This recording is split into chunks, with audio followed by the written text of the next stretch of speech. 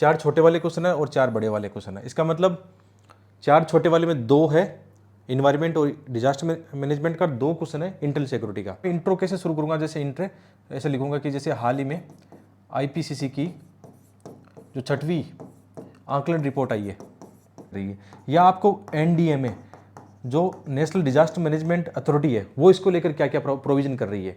ठीक है, एक तो संस्थागत उपाय गए, तकनीकी उपाय हमेशा बताओ, फिर कुछ आना आता है, ये अपनी थीम में है, लिख लेना अपनी रफ कॉपी में, थीम बना लो, तुरंत मेरे साथ बना लो, ये आता है। और ये तो जलवायु परिवर्तन वाला, ये तो बड़ी थीम है, इसको तो फुल लिख लो, क्योंकि आप मैं दिखाऊंगा आपको हर साल क्वेश्चन जलवायु परिवर्तन का ही है। टेंट जो एग्जाम्पल हुए पहलगाम से लेकर 2025 वाले वो भी दिखाओ, इधर मुंबई में 26/11 वो वाला दिखाओ, इसके अलावा गुजरात 2001 कब वो हुए थे दंगे वो दिखाओ, इधर भी काफ़ी उग्रवाद ये होते रहते हैं, म्यांमार के रास्ते इधर आते रहते हैं आजकल, ये भी दिखाओ। नार्को टेररिज्म काफ़ी ज़्यादा हो रहा है, नार्को आतंकवाद, चलो इसको देखते हैं, फिर आते हैं अपने टॉपिक पर आते हैं।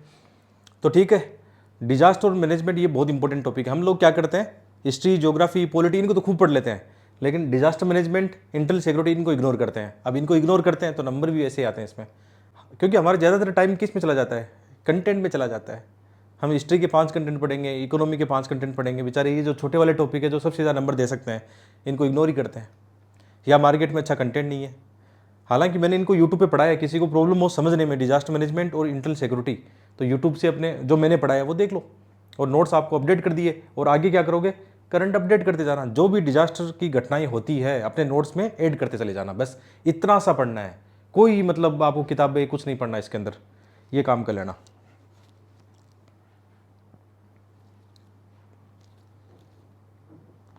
तो एक बार है ना मैं आपको समझाऊंगा, लास्ट में आपसे पूछूंगा कि नोट्स कितने पढ़ने हैं, क्या करने हैं, एक बार एक एक करके चलते हैं। और चूंकि ये 100 मार्क्स का है और मैंने इनका दोनों को कोलेब कर दिया, मतलब सेशन इनकी ज़्यादा है, सेशन में कोई कमी नहीं की है, बस इनका जो PYQ थीम एनालिसिस एक साथ कर दिया है ताकि अपना एक दिन खराब नहीं हो फालतू में, स्मार्ट मैनेजमेंट बोलते हैं इसको। और जैसे इसके बाद में 11 अक्टूबर के बाद में पॉलिटी है, और पॉलिटी के नए नोट्स बन रहे हैं, लगभग बन चुके हैं, 1 महीना लगा है उनको बनाने में, नए अपडेटेड नोट्स आपको पॉलिटी के मिल जाएंगे। कुछ नोट्स नहीं मिलेंगे, IR के नोट्स जैसे हमारे पास नहीं है वो मुश्किल है, नहीं मिलेंगे वो, क्योंकि करंट अफेयर है, जैसे साइंस और टेक वैसे IR है, तो वो नोट्स अपने हिसाब से मैनेज करने पड़ेंगे। तो इसके बाद हम करने वाले पॉलिटी, लगभग 11 अक्टूबर से लेकर 30 अक्टूबर तक 20 दिन चलेगा पॉलिटी। ठीक है, उसके बाद में देखते हैं आगे क्या रहेगा, ये करने पहले वाले नोट्स है तो वो भी देख लेना, लेकिन अपडेटेड मिल गए, करंट उसमें जोड़ दिया गया। अब थोड़ा सा समझदार दिखाओ क्या करना है आपको, मैंने नोट्स दे दिए, अब आप देख लो क्या करना है। चलो इनका तरीका क्या है, वही सेम तरीका है इनका। देखिए 2024 में देखें, 4 छोटे वाले क्वेश्चन है और 4 बड़े वाले क्वेश्चन है। इसका मतलब 4 छोटे वाले में 2 है इन्वायरमेंट और डिजास्टर मैनेजमेंट का, 2 क्वेश्चन है इंटरनल सिक्योरिटी का, यानी 2 क्वेश्चन छोटे वाले आते हैं। बड़े वाले में देखिए सेम पैटर्न है, 2 क्वेश्चन वही इन्वायरमेंट, डिजास्टर मैनेजमेंट और इंटरनल सिक्योरिटी के 2 क्वेश्चन है। इसका मतलब मेंस के अंदर इन्वायरमेंट ज़्यादा नहीं है, मतलब प्री के अंदर 15-20 क्वेश्चन आते हैं इन्वायरमेंट में, और जो बच्चे प्री के अंदर ही इन्वायरमेंट पढ़ लेते हैं ना, तो मेंस में उनको अलग से नहीं पढ़ना पड़ता। मैं आपको फ्रेंकली बताऊँ बात, मेंस के लिए अलग से कभी भी इन्वायरमेंट नहीं पढ़ा जाता है, 1 या 2 क्वेश्चन आते हैं, वो भी आएंगे करंट अफेयर के। अब आप में से बहुत सारे बच्चे ऐसे गलती करते हैं कि मुझे कई बार शिकायत कर, सर मेंस के लिए इन्वायरमेंट लाओ, मेंस के लिए इन्वायरमेंट लाओ, मेंस में इन्वायरमेंट नहीं है, इस बात को समझो थोड़ा सा। एक आधा क्वेश्चन आता है वो डिजास्टर मैनेजमेंट के साथ आ जाता है, या जो टॉपिक दिए गए हैं उनके साथ आ जाता है। इसका मतलब आप प्रीलिम्स पढ़ते हो इन्वायरमेंट के लिए, तो वो आपका मेंस का 2 टॉपिक है वो आराम से क्लियर हो जाते हैं। फिर भी हम डेडिकेटली पढ़ेंगे, आपको नोट्स दिए गए डेडिकेटली, ज़्यादा नोट्स बना दिए। अच्छा, आपको जो इन्वायरमेंट के नोट्स दिए वो लगभग 200 पेज के हो गए, अब उसके अंदर इन्वायरमेंट ही नहीं है, उसमें ज्योग्राफी का करंट भी है, ऐसे क्वेश्चन ज्योग्राफी के भी आते हैं, याद रखना इस बात का। तो जो इन्वायरमेंट की फाइल दी गई है उसके अंदर ज्योग्राफी का करंट भी है, जो ज्योग्राफी GS1 में भी काम आएगा आपके, इसलिए इतना बड़ा हो गया वो।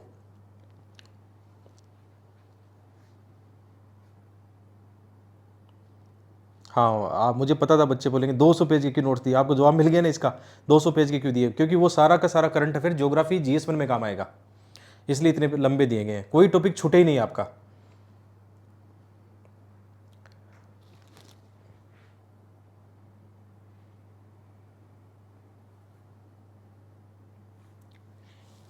प्रीलिम्स के लिए इन्वायरमेंट अपना वन स्टॉप सॉल्यूशन है, क्यों टेंशन ले रहे हो लक्ष्मी आप। मैंने पढ़ा है इन्वायरमेंट, अपने ऐप पे कोर्स पढ़ा है, बहुत ही शानदार कोर्स, वो देख लो। चलो, तो ये पैटर्न रहेगा इसका, आप समझ गए ना। टोटल 100 मार्क्स का है, इसका मतलब 50 मार्क्स का क्या है, डिजास्टर मैनेजमेंट, और 50 मार्क्स का है इंटरनल सिक्योरिटी। तो इंटरनल सिक्योरिटी अपने आप में वेटेज ज़्यादा रखता है, डिजास्टर मैनेजमेंट वाले में क्वेश्चन इन्वायरमेंट के आएंगे, दोनों मिला के है। 2 क्वेश्चन इन्वायरमेंट के, 2 डिजास्टर मैनेजमेंट के, 4 क्वेश्चन है इंटरनल सिक्योरिटी के। तो आपको वेटेज ऐसे देना है इसको।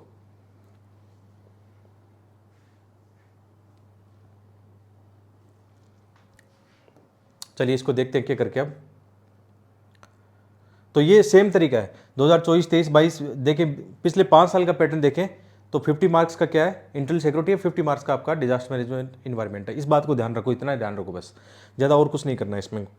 सिलेबस समझ लेते हैं थोड़ा सा एक एक करके। इसमें सबसे पहले कंजर्वेशन दिया गया है, तो ये छोटा सिलेबस नहीं है। कंजर्वेशन मतलब कुछ भी आ सकता है, बायोडाइवर्सिटी कंजर्वेशन ही आ सकता है, पोल्यूशन को लेकर क्या क्या रूल्स एंड रेगुलेशन बने हुए हैं, उसको लेकर क्या प्रोटेक्शन का काम हो रहा है, वायु प्रदूषण को रोकने के लिए क्या हो रहा है, सारा आ जाएगा इसमें। समझ गए? संरक्षण का छोटा सा कंजर्वेशन मतलब बहुत बड़ा है, जो हम प्रीलिम्स में पढ़ते हैं।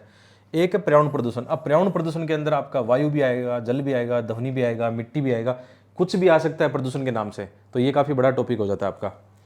ये शरण मतलब उससे हानि होने वाली हानि। और एक है पर्यावरणीय प्रभाव आंकलन, ये अच्छा है। जो इन्वायरमेंट इम्पैक्ट असेसमेंट है, छोटा टॉपिक है, इससे कई बार डायरेक्टली क्वेश्चन आता है, जैसे हम देखेंगे अभी। तो इन्वायरमेंट के 3 टॉपिक है, एक कंजर्वेशन वाला टॉपिक है, एक पोल्यूशन एंड उससे क्या होने वाली हानियां हैं और उनकी रोकथाम क्या है। अब इनको लेकर जो कोप सम्मेलन होते हैं वो क्वेश्चन आपके करंट में आने वाले हैं। अभी जैसे कोप 29 में क्या हुआ, आप करंट अफेयर के क्वेश्चन देखोगे। इसका मतलब इन्वायरमेंट को लेकर यदि आप मेंस के लिए पढ़ रहे हो तो केवल करंट पढ़ो, आप बेसिक जो पढ़ोगे वो प्री के साथ पढ़ोगे। प्री के अंदर जो इन्वायरमेंट पढ़ोगे, मेंस में 2 क्वेश्चन हैंडल हो जाएंगे, इसके लिए अलग से टेंशन नहीं लेनी है। ये टॉपिक डेडिकेटली मेंस में है, प्री में नहीं है, मेंस के अंदर ये टॉपिक है, तो ये भी आपको देखना पड़ेगा।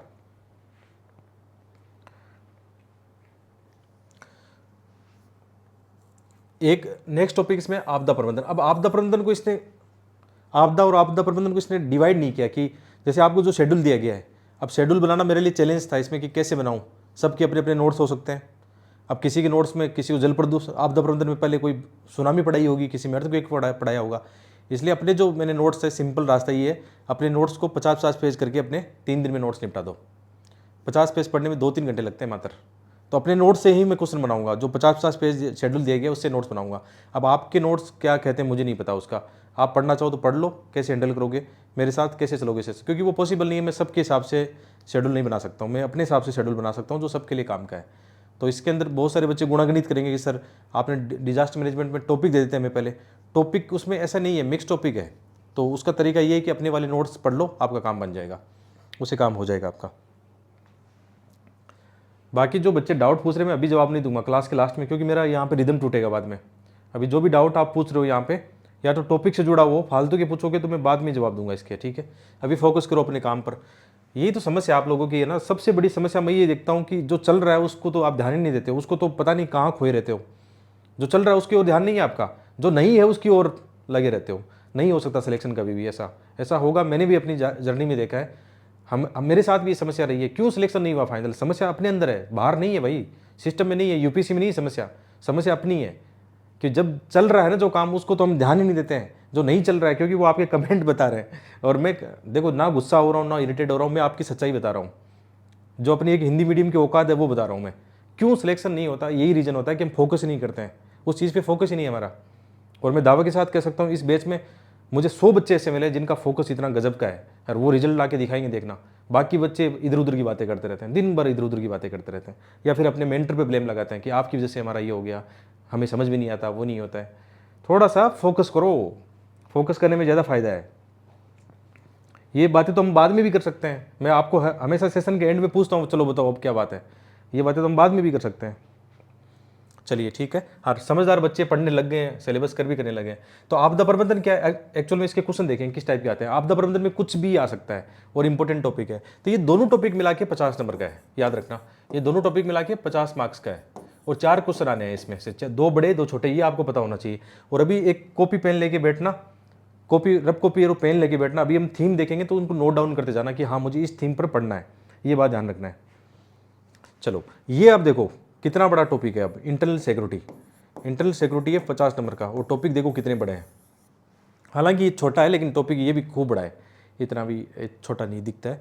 तो ये हमें देखना है। जैसे इसका सिलेबस देखें, विकास और फैलते उग्रवाद के बीच संबंध। विकास और फैलते उग्रवाद के बीच संबंध कैसे हो सकता है? जैसे इसमें नक्सलवाद की प्रॉब्लम आ सकती है, इसमें बहुत जगह जैसे विकास की हम बात कर सकते हैं, क्षेत्रवाद की समस्या आ सकती है, या आतंकवादी की समस्या आ सकती है, जम्मू कश्मीर में डेवलपमेंट के ये मुद्दे सब इनमें कवर करने चाहिए, ऐसे टॉपिक आ सकते हैं। और इनके अंदर जो करंट में चर्चा में रहेगा ना, वो क्वेश्चन आएगा। जैसे इस साल जम्मू कश्मीर में आतंकवादी घटना हुई, ठीक है, तो वो क्वेश्चन आ गया था इसमें, जो करंट में रहेगा वो क्वेश्चन आएगा। आंतरिक सुरक्षा के लिए चुनौती उत्पन्न करने वाले शासन विरोधी तत्वों की भूमिका। शासन विरोधी तत्वों की भूमिका, अब इसमें क्या हो सकता है? इसमें नॉन स्टेट एक्टर जो कई सारे संगठन हो सकते हैं, आतंकी संगठन हो सकते हैं, या बहुत सारी जो दूसरी सरकारें, वो कैसे इंटरनल सिक्योरिटी के लिए थ्रेट है, उसको लेकर क्वेश्चन आ सकते हैं। संचार नेटवर्क के माध्यम से आंतरिक सुरक्षा की चुनौती, इसमें वो साइबर क्राइम वाले मुद्दे आते हैं। आजकल नार्को टेररिज्म से लेकर जो फंडिंग के मुद्दे आते हैं, वो इसमें कवर होते हैं। आंतरिक सुरक्षा चुनौतियाँ में मीडिया और सामाजिक नेटवर्क साइट की भूमिका। अब देखो सोशल मीडिया पे कैसे क्या हो सकता है, इंटरनल सिक्योरिटी को लेकर सोशल मीडिया कितनी नेगेटिव भूमिका निभा रहा है, चाहे वो भीड़ हत्या हो, या वायरल करने की चीज़ें हो, या वहाँ पे बहुत सारी जो देश के विरुद्ध गतिविधियाँ होती है उनको लेकर। साइबर सुरक्षा को लेकर बुनियादी बातें क्या है? जो मनी लॉन्ड्रिंग के मुद्दे हैं, मनी लॉन्ड्रिंग आतंकवाद से जुड़ा रहता है, हथियारों से जुड़ा रहता है, जो मानव ट्रैफिकिंग होती है उनके साथ जुड़ा रहता है। सीमा बॉर्डर सुरक्षा को लेकर बॉर्डर मैनेजमेंट, और बॉर्डर मैनेजमेंट कौन कौन सी जो सेना वो लगी हो, आपको थोड़ा थोड़ा पता होना चाहिए कि आईटीबीपी किस बॉर्डर पे है, बीएसएफ कहाँ पे है, थोड़ा थोड़ा पता होना चाहिए, क्योंकि सिलेबस में क्या लिखा हुआ है, विभिन्न सुरक्षा बल और संस्थाएं उनके अधिदेश। जैसे आपको जो विशेषकर जैसे अब सागर है, ओशियन है, वहाँ पे कौन सी सेना, नौसेना है, या उनके लिए तटों के लिए अलग सेना बनाई गई है, आईटीबीपी, बीएसएफ, इनके थोड़े बारे में थोड़ा थोड़ा जानना चाहिए। क्वेश्चन वहाँ से आ सकता है, कभी भी आ सकता है क्वेश्चन, क्योंकि सिलेबस में है, उसको देखना चाहिए। ठीक है, तो ये सिलेबस है आपका, इसमें कोई दिक्कत नहीं होनी चाहिए आपको मेरे हिसाब से। तो इनके इतने नोट्स तो आपको मिल गए, ये नोट्स तो हमने नए अपलोड कर दिए, ये नोट्स अभी बन रहे हैं। हालांकि मेरे पहले वाले नोट्स भी जो हैंड रिटन वाले नोट्स है वो बहुत ही तगड़े नोट्स है, सबसे बढ़िया नोट्स इन्हीं के बनाए थे मैंने। इंटरनल सिक्योरिटी के देखूँ मैं जितने हैंड रिटन बनाए थे, तो वो नोट्स भी आपके पास है तो बहुत तगड़े नोट्स है, उसमें बस करंट ऐड कर लो। बट फिर भी चूँकि मैंने बोला था कि मैं इसमें थोड़ा सा आप खुद ही कर दूंगा, उसमें सुधार कर दूंगा, तो वो अभी बन रहा है। विकास यादव जो है अपने 2 इंटरव्यू दे चुके हैं, वो बना रहे हैं वो नोट्स। तो वो नोट्स उन्होंने ये वाले उन्होंने ही बनाए नोट्स, क्योंकि उनका अनुभव अच्छा है, वो अभी अपने लिए पढ़ रहे हैं, तो मैंने कहा चलो बच्चों के लिए मिल जाएंगे, आप नोट्स नहीं बना दो ये, तो वो बना रहे हैं। तो ये इंटरनल सिक्योरिटी वाले भी वो अपडेट कर रहे हैं, तो वो भी आपको जैसे ही क्लास स्टार्ट होगी उससे पहले मैं दे दूंगा आपको। अदरवाइज अपने वाले नोट्स तो है ही वो तगड़े वाले, वो देख सकते हो। तो ये आपका सिलेबस है, इसको लेकर कोई समस्या हो तो मुझे बताओ, वो कर सकते हैं। हाँ, आप कई बच्चे वैसे हैं जिन्होंने यूट्यूब से वो अपने वाले लेसन देख के या अपने नोट्स से नोट्स बना लिए हैं, खुद के नोट्स बना लिए हैं, तो वो चाहो तो अपने करंट खुद से ऐड कर लो, आपको मर्जी है। अदरवाइज जो नए वाले नोट्स आएंगे उनको रेफर कर लेना, ऐसा कर सकते हो। तो ये सिलेबस समझ लिया ना। अब 2025 के क्वेश्चन देखते हैं, जैसे हमने सिलेबस देखा उसके हिसाब से देखते हैं कैसे क्वेश्चन आए। तो पहला क्वेश्चन है कार्बन अवशोषण, कैप्चर, उपयोग और भंडारण से क्या आशय है। तो ये क्वेश्चन कार्बन कैप्चर वाला ये है इन्वायरमेंट से, जलवायु परिवर्तन वाले जो मुद्दे हैं ना उनसे जुड़ा हुआ क्वेश्चन है। तो जलवायु परिवर्तन से निपटने में इसकी क्या भूमिका है, संभावित भूमिका। अब कहीं ना कहीं ये बहुत ज़्यादा चर्चा में रहता है, जो कार्बन अवशोषण या भंडारण, ये मुद्दे काफ़ी ज़्यादा करंट में रहते हैं, या कोई ना कोई जैसे कोप सम्मेलन हुआ है वहाँ पर ये चर्चा में रहा है, तो क्वेश्चन आ गया करंट से जुड़ा हुआ। ट्रेडिशनल बुक में उतना नहीं मिलेगा ये आपको, तो ये कोशिश करनी है कि करंट मत छोड़ना, या साइंस इसका इन्वायरमेंट का कोई भी करंट टॉपिक आ रहा है न्यूज़पेपर में तो वो आपके लिए इंपॉर्टेंट है, उसको आप देखते रहना बस।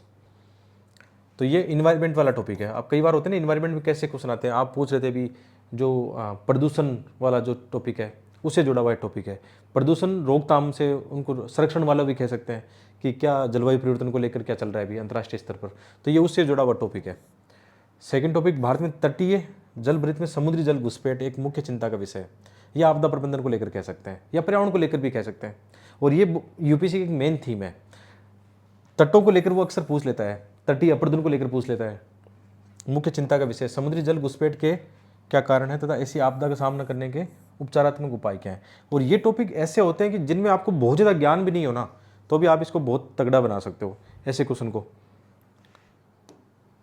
तो ये आपदा प्रबंधन और इन्वायरमेंट मिक्सअप कह सकते हो आप जैसे। और कैसे तोड़ेंगे इसको, जैसे तोड़ के भी लिखे, मान लो ये क्वेश्चन मैं अभी देख रहा हूँ 25 का है, मुझे नहीं पता इसका आंसर क्या है, लेकिन जैसे इसको हैंडल करना हो। भारत में तटीय जलभृत, अब तटीय जलभृत इसने क्या लिखा है, कोस्टल एक्वाफायर, कोस्टल एक्वाफायर में समुद्री जल घुसपैठ एक मुख्य चिंता का विषय है। ठीक है, ये अपनी बात कह रहा है, यहाँ पे ऐसा नहीं कह रहा कि उसके बारे में पूछ रहा है, ये बोल रहा है ठीक है समुद्री जल, इसके कारण इसने यहाँ पूछे, इसके कारण क्या है। ठीक है, और आपदा का सामना करने के लिए उपचारात्मक उपाय क्या है। तो ये क्वेश्चन 150 वर्ड का है मान लो। तो क्वेश्चन क्या है, इसकी समुद्री जल घुसपैठ यानी जो खारा जल मिक्स हो रहा है। अब जैसे इस क्वेश्चन को हम हैंडल करें, इस क्वेश्चन को मान लो जैसे अभी मैंने आपके सामने देखा जस्ट, है ना, और ऐसा कुछ नहीं है कि कोई मॉडल आंसर चाहिए होगा, कोई बहुत ज़्यादा ज्ञान चाहिए होगा। तो जैसे अपने पास वहाँ पे 2 पेज खाली आएंगे, ठीक है, 2 पेज खाली है आपके पास, ये 2 पेज आपको है। तो यहाँ जैसे क्वेश्चन है, अब यहाँ मैं इंट्रो कैसे शुरू करूँगा, जैसे इंट्रे ऐसे लिखूँगा कि जैसे हाल ही में आईपीसीसी की जो 6वीं आकलन रिपोर्ट आई है, आकलन रिपोर्ट में बताया गया है, कि जैसे सागरीय जो जल स्तर है बढ़ रहा है। तो ये क्या, ये हाईलाइट करने वाली बात है। आईपीसीसी की 6वीं रिपोर्ट, आकलन रिपोर्ट, इसको बढ़िया से सुंदर सुंदर लिख देंगे, 6वीं रिपोर्ट है। और इसमें बताया कि कैसे सागरीय जल भारतीय जो तट है या भारतीय जो जल है, शुद्ध जल है, उसके अंदर मिक्स कर रहा है। तो ये हो गया अपना इंट्रो, बढ़िया इंट्रो। कहीं से मुझे वो जरूरत नहीं है कि मैं कोई और लाऊंगा या कोई और रिपोर्ट होगी तो वो डाल दूंगा मैं, ठीक है, ये इंट्रो हो गया। अब कारण क्या है, क्वेश्चन पूछा ना कि उसका कारण क्या है, तो कारण हेडिंग डालेंगे, या तो छोटा ऐसा हेडिंग बना दो, या कारण वो लिख दो, पूरी हेडिंग लिख दो कि जो खारा पानी मिक्स हो रहा है उसके रीजन क्या है, कारण क्या है। तो इसके अंदर अलग अलग कारण हो सकते हैं। जैसे अपन देखें, एक तो सागरीय जल स्तर है, जल स्तर इसमें बढ़ोतरी हो रही है मान लो। तो ये धीरे धीरे क्या हो रहा है, इसमें ऐसा बनता ना कि हाई प्रेशर से लो प्रेशर की ओर मान लो ऐसा ढाल बन जाए। तो जैसे यहाँ पे खारा पानी है और यहाँ शुद्ध जल है, तो इसमें से कोई ऐसी साइंस की जो प्रक्रिया वो काम करती है। तो नॉर्मली इतना तो समझ में आता है कि सागरीय जल स्तर बढ़ रहा है, वहाँ दबाव बढ़ रहा है, तो उसके कारण ऐसा हो रहा है। दूसरा हम ये भी कह सकते हैं कि जैसे तटों का अपरदन हो रहा है। अब तटों का अपरदन कई कारण हो सकते हैं। एक तो हमने क्या कर दिया, मैंग्रोव वनों का विनाश कर दिया, मैंग्रोव वनों को तोड़ दिया हमने। कई बार सुनामी वगैरह आती है, कई बार नेचुरल तटों का अपरदन भी होता रहता है। तो ये भी एक कारण लगता है, तटों का अपरदन हो रहा है, जल स्तर बढ़ रहा है, ऐसे करके। या मानव का जो डेवलपमेंट है, सस्टेन डेवलपमेंट नहीं, विकास से संबंधित मुद्दे, बहुत सारे ऐसे इंफ्रास्ट्रक्चर बन रहे हैं जो कि वहाँ के इकोसिस्टम है, सागरीय जो पारितंत्र है, प्लस आप कह सकते हो सागरीय और भूमि का जो पारितंत्र है उसको विनाश कर रहा है। अब मुझे नहीं पता इसका आंसर क्या होगा, मोटा मोटी मुझे समझ में आ रहा है कि मैं लिखने जा रहा हूँ। तो ऐसे करके मेरे पास 5 पॉइंट होते हैं, 4 पॉइंट और 5 पॉइंट मैंने लिख दिए। और उसके बाद में समाधान है, समाधान में क्या क्या आ सकता है। अब समाधान में याद रखना, हर एक दृष्टिकोण से समाधान बताओ। जैसे समाधान में ये पॉइंट ध्यान रखो कि संस्थागत समाधान क्या हो सकता है। संस्थागत का मतलब होता है इसमें भारत सरकार क्या कर रही है, ठीक है, भारत सरकार क्या कर रही है, या आपको एनडीएमए जो नेशनल डिजास्टर मैनेजमेंट अथॉरिटी है वो इसको लेकर क्या क्या प्रोविजन कर रही है, ठीक है। एक तो संस्थागत उपाय गए। तकनीकी उपाय हमेशा बताओ, तकनीकी क्या उपाय हो सकता है। तकनीकी उपाय ये हो सकता है रिसर्च एंड डेवलपमेंट, एक तो उनका रिसर्च एंड डेवलपमेंट करें, फिर सेंसर डेटा एनालिसिस ये सब करें हम, कि कैसा कितना खारा पानी कितना आ रहा है, कितना नुकसान पहुंचा रहा है, क्या उसका रीजन है, ये हम समाधान कर सकते हैं। इसके अलावा कृषि को लेकर प्रयास कर सकते हैं। जैसे कृषि के अंदर क्या होता है, आपने केरल का एग्जाम्पल देना है कि केरल में एक चावल की प्रजाति है जो क्या होती है, लवणीय क्षेत्र में हो सकती है, तो वो हमारे पास एग्जाम्पल हो सकता है। ऐसे करके समाधान आने लग गए अपने पास। और लास्ट में निष्कर्ष लिखेंगे कि ये समस्या बड़ी है और कहीं ना कहीं जो भारत का सस्टेन डेवलपमेंट है ये नुकसान पहुंचा रही है। सस्टेन डेवलपमेंट के साथ चूंकि हम इन्वायरमेंट का कर रहे हैं, जैव विविधता को शामिल करो कि यदि सागरीय खारा जल शुद्ध जल को नुकसान पहुंचाता है तो न केवल स्थानीय जो पारितंत्र है उसको नुकसान होगा, जैव विविधता को नुकसान होगा, बल्कि जो स्थानीय लोग हैं उनकी आजीविका, रोजगार, देश की जीडीपी को नुकसान होने वाला है। इसलिए समय रहते भारत सरकार को या वैश्विक साझेदारी से हम ऐसा कर सकते हैं, कोई टेक्नोलॉजिकल सॉल्यूशन निकाल सकते हैं जिसके कारण इन समस्याओं का समाधान करें। ये अपना वे फॉरवर्ड या निष्कर्ष हो सकता है। तो कोई भी क्वेश्चन हो आराम से हैंडल करो, कहाँ दिक्कत आई इसको हैंडल करने में, इस तरीके से हैंडल करो उसको। जैसे मैं ऐसे हैंडल करता हूँ, मुझे आप कोई भी क्वेश्चन दोगे तो मुझे उसका ज़्यादा गहराई वाला नॉलेज नहीं हो, लेकिन मैं दावे के साथ कह सकता हूँ एग्जामिनर 10 में से 5 नंबर जरूर देगा, 4.5 5 नंबर इसमें देगा ही देगा। चाहे मेरे पास एग्जाम्पल नहीं थे, चाहे मेरे पास करंट नहीं था, लेकिन मेरी अप्रोच सही थी, क्वेश्चन की डिमांड सही थी, जो पूछा है वही लिखा है मैंने, फालतू बकवास की नहीं है, ठीक है। और डेटा शुरू में डाल भी दिया, साथ में और भी मेरे पास डेटा होता कितना क्या हो रहा है तो वो भी मैं डालता। इसमें चाहता तो मैं एक इंडिया का तुरंत मैप भी बना देता, वो भी ठीक रहता कि कहाँ कहाँ ये इरोजन हो रहा है। तो तुरंत क्या करें, तुरंत इंडिया का मैप बनाओ भाई, ऐसा करके दिखा दो तुरंत, यहाँ पे अंडमान निकोबार, यहाँ पे लक्षद्वीप में ही है। तो जहाँ जहाँ ये हो रहा है, जैसे केरल के अंदर ऐसी घटना घटी है तो आपको लगता है कोई केस स्टडी है तो इस केस स्टडी को लिख दो, या गुजरात में कहीं हो रहा है ऐसा हो रहा है वहाँ दिखा दो।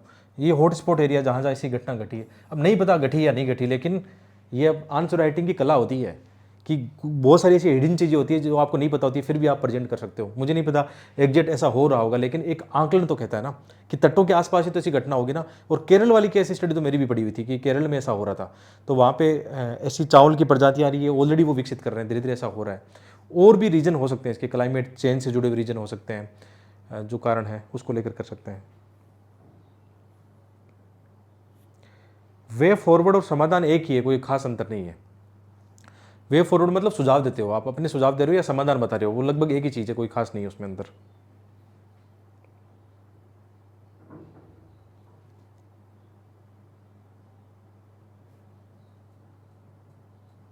हाँ, मेंस के अंदर ज़्यादातर करंट से आता है, लेकिन बेसिक भी आपका मजबूत होना चाहिए। बेसिक भी आपका अच्छा खासा होना चाहिए। तो ये क्वेश्चन हो गया, इसको भी हैंडल कर लेते हैं, ऐसी कोई बात नहीं। आइडिया तो लग गया ना भाई, कार्बन अवशोषण कैप्चर, ये काफ़ी चर्चा में था वैसे, इसको लेकर काफ़ी बातें हो रही थी। नेचुरल कार्बन कैप्चर कैसे होता है, ये बेसिक आपको पता होना चाहिए। पेड़ पौधे सागर के सबसे ज़्यादा, अब देखो ये क्वेश्चन उन्होंने 2025 में पूछा है, सेम क्वेश्चन 2025 प्री में यही क्वेश्चन आया है, इससे जुड़ा हुआ क्वेश्चन आया कि कितना कार्बन अवशोषण सागर करता है, वो क्वेश्चन देखा हो, याद है आपको? यूपीसी का ये तरीका बहुत तगड़ा है, वो प्री और मेंस को साथ साथ ही रखता है हमेशा, उसके इर्द गिर्द क्वेश्चन पूछेगा। तो ये क्वेश्चन इस साल आया था, प्री के अंदर भी आया था इससे जुड़ा हुआ क्वेश्चन, और मेंस के अंदर भी उसने यही पूछ लिया।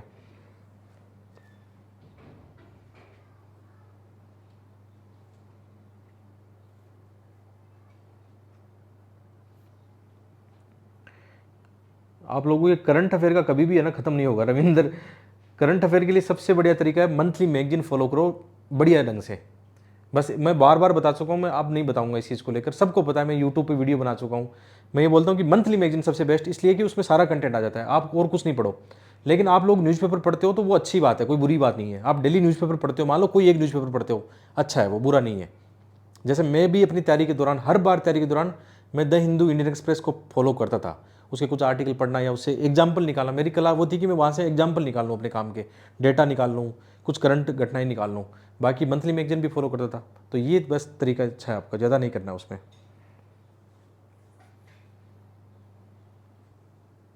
चलो ये देखते हैं। तो इस टाइप का क्वेश्चन, इसका मतलब समझे, क्वेश्चन आएगा करंट से जुड़ा हुआ।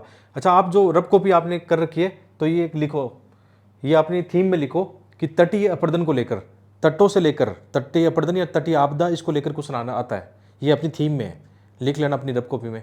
थीम बना लो, तुरंत मेरे साथ बना लो, ये आता है। और ये तो जलवायु परिवर्तन वाला, ये तो बड़ी थीम है, इसको तो फुल लिख लो, क्योंकि आप, मैं दिखाऊंगा आपको, हर साल क्वेश्चन जलवायु परिवर्तन का ही है, कभी COP29 का है, कभी पेरिस का है, इसको लेकर ये थीम लिख लो, जलवायु परिवर्तन। दूसरी थीम लिख लो तटीय अपर्दन। दो थीम हमने देख ली अभी तक, और ये थीम लगातार चलेगी, देख लेना, आपको परेशान करेगी। इसका मतलब जब भी नोट्स बनाओ तो ऐसे बना लो, तट से संबंधित नोट्स बनाओगे। जैसे फॉर एग्जाम्पल कई बच्चे पूछते हैं सर नोट्स कैसे बनाएं।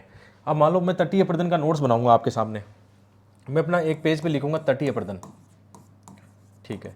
अब तटीय अपर्दन से क्या क्या आ सकता है, सबसे पहले तो क्वेश्चन ही अपने को बताते हैं। क्वेश्चन कैसे आता है, एक तो ट्रेडिशनल क्वेश्चन आते हैं कि तटीय अपर्दन क्यों होता है भाई, ये क्वेश्चन आते हैं, ठीक है। तटीय अपर्दन से जुड़े मुद्दे क्या क्या है, मुद्दे इंपॉर्टेंट है। मुद्दों में क्या आता है, कभी कभी जैसे भारत सरकार के भी रूल आए थे उनको लेकर, कोस्टल जो रीजन रेगुलेशन जो आए थे मुद्दे, वो करंट के मुद्दे, तो वो आपको लिखने चाहिए। तटीय अपर्दन को लेकर जैसे जलवायु परिवर्तन के साथ क्या क्या मुद्दा जुड़ा हुआ है, इनको लेकर जलवायु परिवर्तन के साथ जुड़ा हुआ है ना। अभी जैसे हो सकता है जलवायु परिवर्तन, या आप कह सकते हो डायनेमिक नेचर का कह सकते हो, जैसे अभी जो क्वेश्चन पूछा उन्होंने, ऐसे करके बनाता नोट्स। तो अब तटीय अपर्दन से जुड़ा बना रहा है, तो मैं अब क्या करूँगा, यहाँ मुझे चाहिए डेटा, कुछ डेटा और रिपोर्ट चाहिए इसको लेकर। तो मैं अपने नोट्स में तटीय अपर्दन को लेकर कोई नहीं कोई डेटा रिपोर्ट जरूर लिखूंगा। जैसे एक IPCC की रिपोर्ट आ गई, एक कोई भारत सरकार जैसे नीति आयोग की कोई रिपोर्ट आ गई, इनकी डेटा भी क्या कहते हैं वो भी लिखूंगा साथ में। अब इनको लेकर मैं मैप क्या बना सकता हूँ, तो पक्का इंडिया का मैं तुरंत क्या करूँगा, अपने नोट्स में इंडिया का मैप शामिल करूँगा, ठीक है। और मैप में कहाँ का तटीय अपर्दन कोई समस्या आ रही हो वो भी शामिल कर लूँगा। तटीय अपर्दन को लेकर मेरे पास कोई पाई चार्ट है वो भी यहाँ ही बना लूँगा नोट्स। तो ये तरीका होता है नोट्स बनाने का। नोट्स मेंस के हिसाब से बना रहे हो कि आपका एक मॉडल आंसर बन रहा है ऑलरेडी, हर एक टॉपिक के आपके इतने मॉडल आंसर हो गए, अब उसी को चिपकाना है हर जगह, कैसा भी कुछ नहीं, तोड़ मरोड़ के कंटेंट प्रेजेंट कर दो। ऐसे नोट्स बनाओ, 1 पेज वाले नोट्स बना सकते हो आप, बहुत सारे बच्चों ने बनाए, मैं कई बार शेयर करता रहता हूँ आपको, बहुत तगड़े नोट्स बना रखे बच्चों ने। अब बच्चे क्या बोलते हैं, सर हमें नोट्स दे दो, उनके नोट्स कभी काम नहीं आएंगे, क्योंकि नोट्स जब बनाते हो ना उस समय आपकी चिंतन और मनन है ना वो काम आता है। इस एग्जाम का सबसे बड़ा हथियार आपका है, लिख लो कागज पे, है ना, चिंतन और मनन, आपकी थिंकिंग सबसे बड़ा हथियार है, कंटेंट नहीं है सबसे बड़ा हथियार। यदि कंटेंट सबसे बड़ा हथियार होता तो हर कोचिंग में वही टीचर पढ़ा रहा है, वही आपको नोट्स दे रहा है, वही टेस्ट सीरीज लग रही है, वही आप सब एक जैसा लिख के आ रहे हो। फिर अंतर कहाँ पे आ रहा है? अंतर सबसे बड़ा फर्क आ रहा है आपके चिंतन और मनन में, आपकी रचनात्मक क्षमताएं, आपकी थिंकिंग, आपकी पर्सनैलिटी, उसमें अंतर आ रहा है। वही सिलेक्शन दिलवा रहा है, वही लोग इंटर कॉल करवा रहे हैं। तो अंतर सबसे बड़ा यहाँ पे आता है।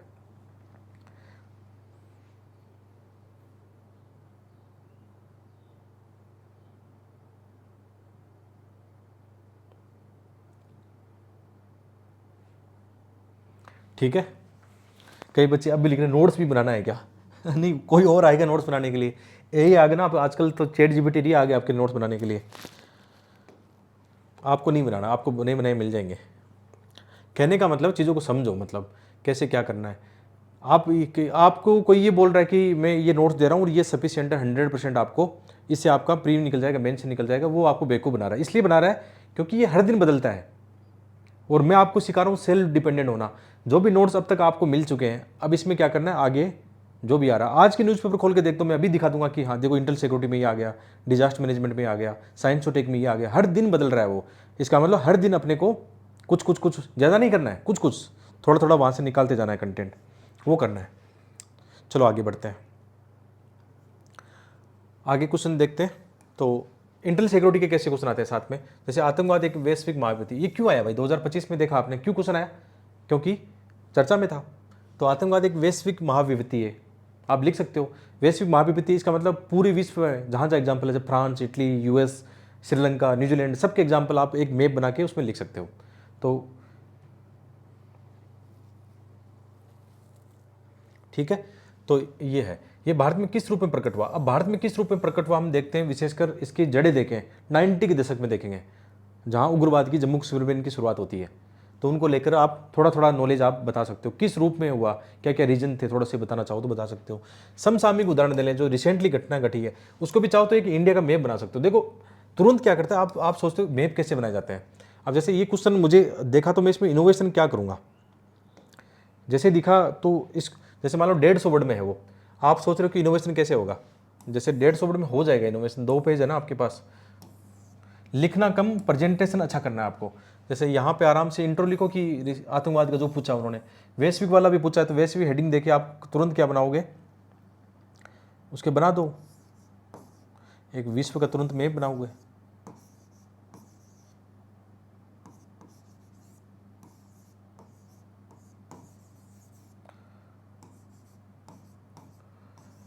तो ऐसा जैसे मैं मान लो हमने मैप बनाया, ये विश्व का मैप दिखाया ना, अब इसमें अलग अलग जगह दिखा देंगे कि यूएस में जैसे 9/11 कौन सा था वो दिखा दोगे, लिख दिया 9/11। ठीक है, इंडिया वाला भी 26/11 दिखा सकते हो ऐसे करके विश्व में। और जैसे अभी न्यूजीलैंड में हुए थे जो क्राइस्ट चर्च में वहाँ हुए थे, श्रीलंका में जो लास्ट ईयर कब हुए थे वो दिखा सकते हो। इटली और फ्रांस में आपने देखा होगा आजकल, इटली फ्रांस वहाँ के कई कभी रेलवे स्टेशन है, या आप रूस में देखोगे, रूस के अंदर ऐसी घटना घटी है। तो विश्व के स्तर पर दिखा दिया कि ये वैश्विक घटना है या विश्व स्तर पर ये एक महाविपत्ति है। हमने वर्ल्ड की मैप में एग्जाम्पल देके दिखा दिया। आपको कुछ कुछ याद हो तो इस पर प्रेजेंट कर सकते हो। अफ्रीका के अंदर तो आप इधर देखोगे वो याद नहीं है आपको, आप न्यूज़पेपर में इतना पढ़ते हैं ये आतंकवाद, ये बोको हराम से लेकर कितने संगठन है वहाँ पे अफ्रीका में जो एक बड़ी भूमिका है। यानी आपको यमन वाला, यमन और हुती वाला, यहाँ पे ISI वो भी आतंकवादी है और क्या आतंकवादी संगठन है। यहाँ पे जो हुती वाला है, हुती जो संगठन है वो बड़ी भूमिका निभा दे रहे हैं। ये अभी 2024-25 की घटना है, 2020 से लेकर आप कह सकते हो 25 तक ये क्षेत्र काफ़ी ज़्यादा आतंकवादियों से ग्रसित रहा है। अफगानिस्तान से लेकर, अफगानिस्तान वाला चलो पुराना मामला था, इसको दिखा सकते हो। एक जैसे उसने इंडिया को लेकर पूछा है ना, तो इंडिया को लेकर भी एक मैप बनाओ इंडिया का, जैसे आगे के लिखो कम, प्रेजेंट कर सकते हो अच्छे से। अब मैप बार बार प्रैक्टिस करोगे तो सुंदर बन जाएगा। मेरी तो प्रैक्टिस उस समय की पहले ही की हुई थी, तो अभी तक देखो नो ठीक ठाक बन रहे हैं और ये बहुत अच्छे हैं। आप सोचोगे इतना भद्दा बनाए, भद्दा नहीं है, वहाँ रियल एग्जाम में बन जाए आपके अच्छे वाले, ठीक है। तो वहाँ पे भी आप दिखा सकते हो, जैसे अपन जम्मू कश्मीर में ये दिखा सकते हैं, 1990 के दशक से अपन शुरुआत कर सकते हैं। अब रिसेंट जो एग्जाम्पल हुए हैं पहलगाम से लेकर 2025 वाले, वो भी दिखाओ। इधर मुंबई में 26/11 वो वाला दिखाओ। इसके अलावा गुजरात 2001 कब वो हुए थे दंगे, वो दिखाओ। इधर भी काफ़ी उग्रवाद ये होते रहते हैं, म्यांमार के रास्ते इधर आते रहते हैं। आजकल ये भी दिखाओ, नार्को टेररिज्म काफ़ी ज़्यादा हो रहा है, नार्को आतंकवाद तो बहुत बढ़ गया है, इधर भी बढ़ गया है, नार्को आतंकवाद इधर भी बढ़ गया है, ऐसे करके। तो ये इंडिया के मैप में भी आप थोड़ा प्रेजेंट कर सकते हो। ये होता है इनोवेशन करना, और इसके लिए कोई बहुत ज़्यादा आपको नहीं करना है, धीरे धीरे प्रैक्टिस करनी है वैसे आपको, खूब सारे बनाना ऐसे। अब देखो आंसर एक नॉर्मल तरीके से लिखे हुए, एक आपने 2 डायग्राम बना दिए, 2 डायग्राम बना दिए, मतलब एग्जामिनर इम्प्रेस हो गया। और एक डायग्राम हमने ऐसे नहीं बनाए, डायग्राम में क्वेश्चन में क्या पूछा था, आतंकवाद एक वैश्विक महाविपत्ति है, तो इसको हमने वर्ल्ड मैप पे दिखा दिया, लिखेंगे इस पे कम, दिखाएंगे ज़्यादा। दूसरा, भारत में किस रूप में प्रकट हुआ वो दिखाएंगे, 1990 के दशक से, या कहीं डेवलपमेंट के मुद्दे हैं, या इंटरनल सिक्योरिटी के थ्रेट्स हैं, कहीं ज्योग्राफी ऐसी है, जैसे अपन देखेंगे, आपने देखा होगा ज्योग्राफी एक बड़ा रीजन बन जाता है, इनको छुपने का मौका मिल जाता है, तो वो भी आप थोड़ा बहुत रीजन वगैरह बता सकते हो, बताना चाहो तो। आजकल किस रूप में प्रकट हुआ है, तो आजकल नए वाले भी बताओ, नार्को टेररिज्म ये भी बता सकते हो, नक्सलवाद के उनके साथ संबंध है वो भी बता सकते हो इसमें। समसामयिक उदाहरण देने, समसामयिक उदाहरणों में जम्मू कश्मीर नार्को टेररिज्म वाले आ जाएंगे। राज्य सरकार द्वारा कौन से जवाबी उपाय अपनाए गए। अब सरकार देखो जवाबी उपाय जब भी ऐसा आए, कौन से उपाय और समाधान है, हमेशा ध्यान रखो। आज मैं एक फार्मूला देता हूँ आपको, इसको इस तरीके से लिखो कि संस्थागत उपाय क्या है। संस्थागत उपाय में क्या आ सकता है, भारत सरकार का आप कह सकते हो, एक तो सेना, जैसे सेना है, अपना जो सूचना तंत्र है जिसमें आईबी वगैरह ये कैसे काम कर रही है, आईबी रो ये सूचना तंत्र कैसे काम कर रहे हैं। इसके अलावा संस्थागत उपाय में क्या हो सकता है, आप कह सकते हो बॉर्डर मैनेजमेंट को लेकर क्या क्या हो रहा है इसमें, वो कर सकते हैं, बॉर्डर प्रबंधन, तो ये दिखाओ, खुल के दिखाओ इसमें। एक आप टेक्नोलॉजिकल दिखाओ, तकनीकी रूप से दिखाओ। तो जैसे आजकल क्या हो रहा है, जो बाड़बंदी हो रही है या बॉर्डर जो मैनेजमेंट हो रहा है, कैसे हो रहा है, सेंसर, ड्रोन, इनके द्वारा, तो इनको स्मार्ट फेंसिंग बोलते हैं, इसको स्मार्ट फेंसिंग हो रही है आजकल, ठीक है। और इसके अलावा जैसे बॉर्डर मैनेजमेंट में आप कह सकते हो, जैसे बीएसएफ है, पाकिस्तान बॉर्डर पर बीएसएफ हो गई, आईटीबीपी हो गई, इधर चाइना, इधर आईटीबीपी, ये थोड़ा सा लिख सकते हो। इतना एक्सप्लेन, क्योंकि 150 वर्ड में क्या एक्सप्लेन करोगे, इसमें है ही नहीं वो ऑप्शन आपके पास। टेक्नोलॉजिकल आपने दिखा दिया, आप इसमें दिखाओ जवाबी कार्रवाई की, मानव विकास भी दिखाओ, ह्यूमन डेवलपमेंट बहुत जरूरी है। क्योंकि जैसे जम्मू कश्मीर की बात करें या नक्सलवाद की इनकी बात करें, तो जहाँ जहाँ आतंकवाद आया, क्यों आया, क्योंकि वहाँ पे डेवलपमेंट के मुद्दे काफ़ी प्रभावित हैं। तो अब सरकार संस्था ये भी कर रही है, डेवलपमेंट के मुद्दे वहाँ पे ह्यूमन डेवलपमेंट लेके आ रही है, शिक्षा, स्वास्थ्य, रोजगार, क्रिकेट, ये सब आप कह सकते हो। सिविल सेवा में भी जम्मू कश्मीर के लोगों को प्रमोट किया जा रहा है, मतलब वो थोड़ा प्रोत्साहित किया जा रहा है कि आओ सिविल सेवक बनो। तो जैसे साफ फैजल उस समय बना था, उसके बाद में भी अतर आमिर है। तो ये होता है डेवलपमेंट के मुद्दे कि कैसे शिक्षा और ये देश के साथ, मतलब आप कह सकते हो सस्टेन डेवलपमेंट को हम आगे बढ़ा सकते हैं। तो ऐसे करके आपके पास संस्थागत उपाय आपने प्रॉपर वो बताया, तकनीकी उपाय बताए, मानव विकास को बताया, इसके अलावा और भी बताओ। मानव विकास के अंदर शिक्षा, स्वास्थ्य ये ला सकते हो, ठीक है। मानव विकास के अलावा आप ये भी कर सकते हो, अर्थव्यवस्था भी एक बड़ा टूल है अपने पास, अर्थव्यवस्था का ला सकते हो। इसके अलावा इनका रोल भी आ सकता है, मीडिया, सोशल मीडिया, एनजीओ, इनका भी बड़ा रोल हो सकता है। इनके साथ मिलकर सरकार कैसे काम करती है। तो ये जब भी समाधान की बात करो ना, तो इस अप्रोच आपकी अच्छी होनी चाहिए। 10 समाधान बताओ चाहिए इससे करके, और इसमें ज़्यादा नहीं लिखना। 150 वर्ड में इसका मतलब 2 डायग्राम बना दिए हमने, इतना अच्छा प्रेजेंट कर दिया, समस्या बता दी। अब बताओ कहाँ नंबर नहीं देगा आपको, कैसे काट लेगा नंबर आपके, 5-6 नंबर कोई रोकेगा नहीं। और इसके लिए मुझे नहीं पता मेरे पास कंटेंट कब था, कब पढ़ा था मैंने, वो कंटेंट यूज़ किया मैंने, आज थोड़ी पढ़ गया मैं कंटेंट। ऐसे करके कर सकते हो ना आराम से। अब तो हिम्मत आ रही है ना करने की। एक ये कैसे आएगा, ये तब आएगा थिंकिंग करोगे आप, ऑब्जर्वेशन करोगे, थिंकिंग करोगे, क्रिटिकल एनालिसिस, अपने आप को तैयार करोगे। इस दिमाग में जंग नहीं लगने दोगे। जंग कब लगेगा, जब आप कॉपी पेस्ट स्पून फीडिंग करोगे तो जंग लगेगा। स्पून फीडिंग से काम नहीं चलेगा। ये मैराथन है यार, यूपीएससी एग्जाम मैराथन है, मेंस के एग्जाम वास्तव में मैराथन है। इसमें वो लोग ही सफल होते हैं जो जिनका स्टेमिना बहुत तगड़ा होता है। स्टेमिना, थिंकिंग, स्मार्ट आइडिया, ये सब इंपॉर्टेंट मायने रखता है इसमें। तो ज़्यादा से ज़्यादा कोशिश करो, जब भी देखो ना, आप लोगों को क्या करना है, आप घर पे बैठ के जब भी कोई क्वेश्चन सोल्व करते हो मान लो ना, तो हमेशा क्या करो, एक रफ कॉपी रखो। जो भी आपने टॉपिक देखा, जो भी क्वेश्चन देखा, एक रफ कॉपी लो। कैसे थिंकिंग बनाओगे क्रिटिकल, रफ कॉपी लिखो, उस पर लिखो क्यों, क्या, कैसे, है ना, क्यों, क्या, कैसे से क्वेश्चन करो कि ये क्यों पढ़ रहा हूँ मैं इस टॉपिक को, ये मेरा क्या काम आने वाला है, इसके क्या क्या मतलब डायमेंशन है, डायमेंशन निकालो, सामाजिक, आर्थिक, राजनीतिक, साइंस का सब निकालो। और क्या इसका महत्व है, ह्यूमन डेवलपमेंट में इसका क्या महत्व है, हमारे देश के लिए क्या महत्व है, मेरे लिए क्या महत्व है, मैं सिविल सेवा में इसको कैसे यूज़ करूँगा। तो वो आइडिया क्यों, क्या, कैसे से करोगे ना, और किसी भी क्वेश्चन को रफ कॉपी में लिख लिख के उसके डायमेंशन खोलने की कोशिश करो, अपने आप बन जाएंगे। आपको लगेगा चमत्कार हो रहा है, चमत्कार नहीं होगा, वो आपका दिमाग थिंकिंग कर रहा है, रिएक्ट कर रहा है उस सिचुएशन पे। तो अपने दिमाग को तैयार तो करो एक बार।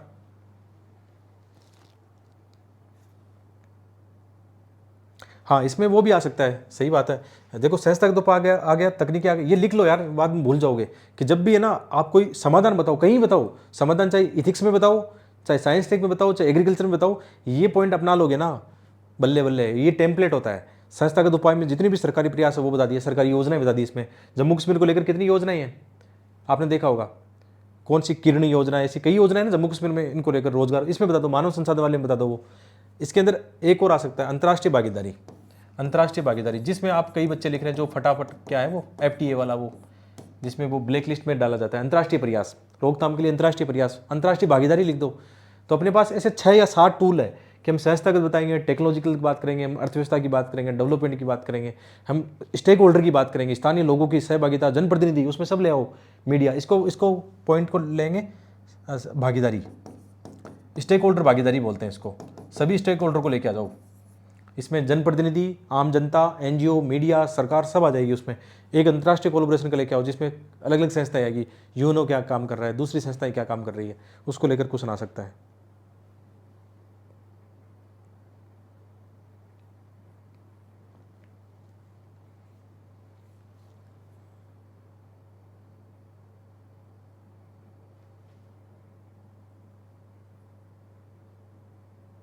चलो आगे बढ़ते हैं।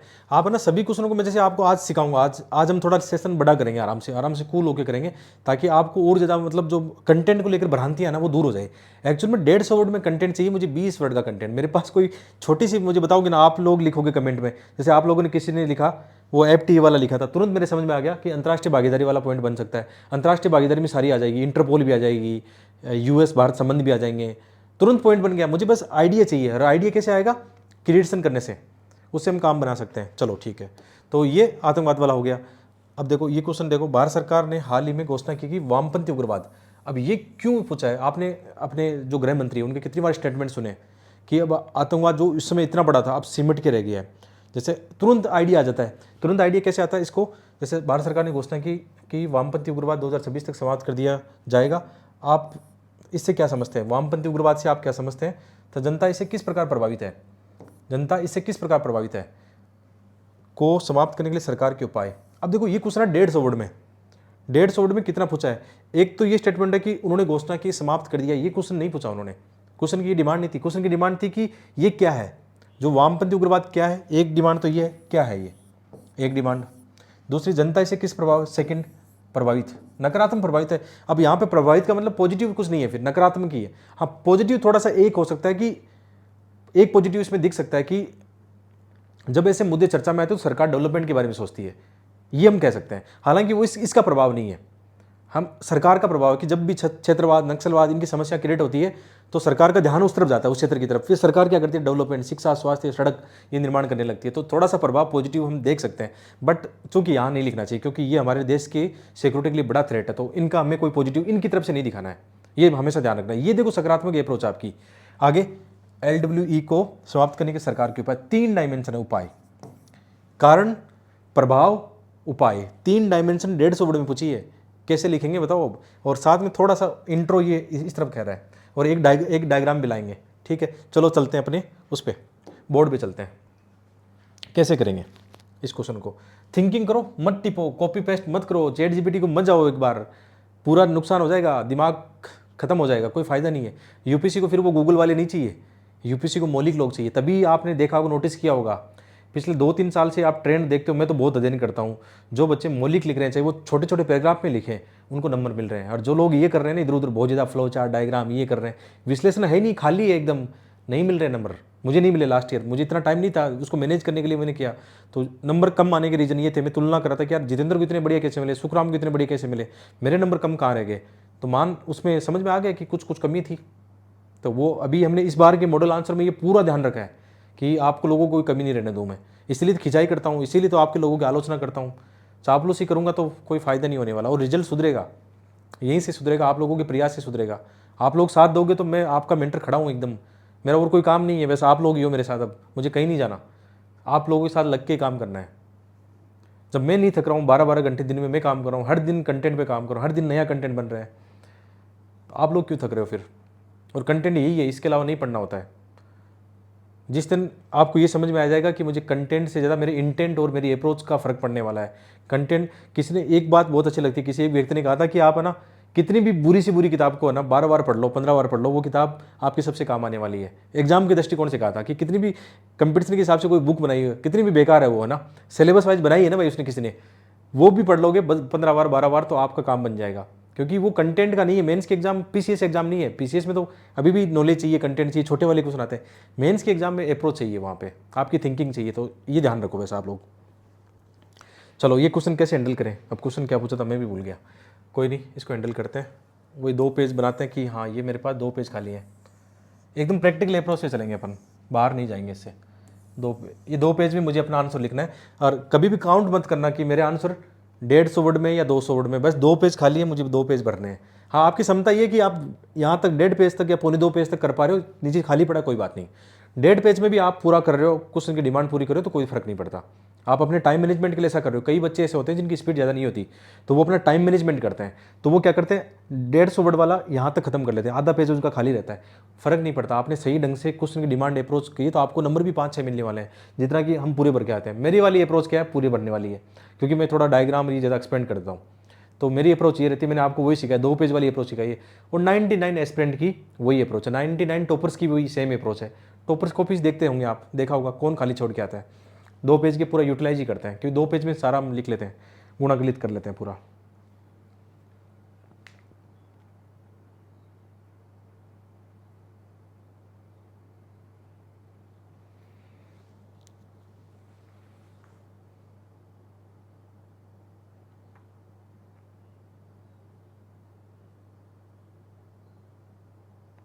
ठीक है, तो अब यहाँ चलो क्वेश्चन लिखा हुआ है, यहाँ से मैं शुरू करूँगा। आतंकवाद वाला क्या था, वो था ना कि हम कह सकते हैं, जैसे इसको ऐसे कर सकते हैं, एक रिपोर्ट के अनुसार गृह मंत्रालय की एक रिपोर्ट आई थी। अब देखो कैसे, मुझे नहीं पता रिपोर्ट आई थी या नहीं आई थी, एक आया था एक बार स्टेटमेंट, गृह मंत्रालय की एक रिपोर्ट के अनुसार,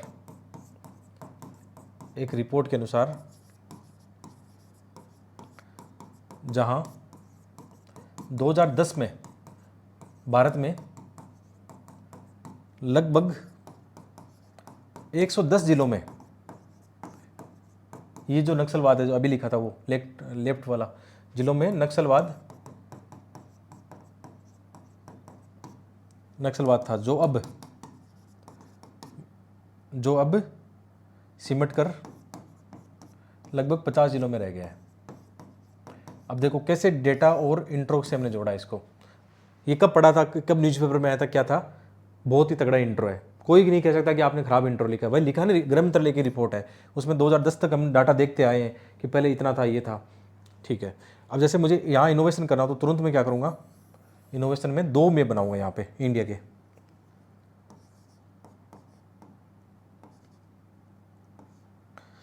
थोड़ा सही नहीं बन रहा उतना, चलो कोई नहीं, समझ आओगी आपको अप्रोच,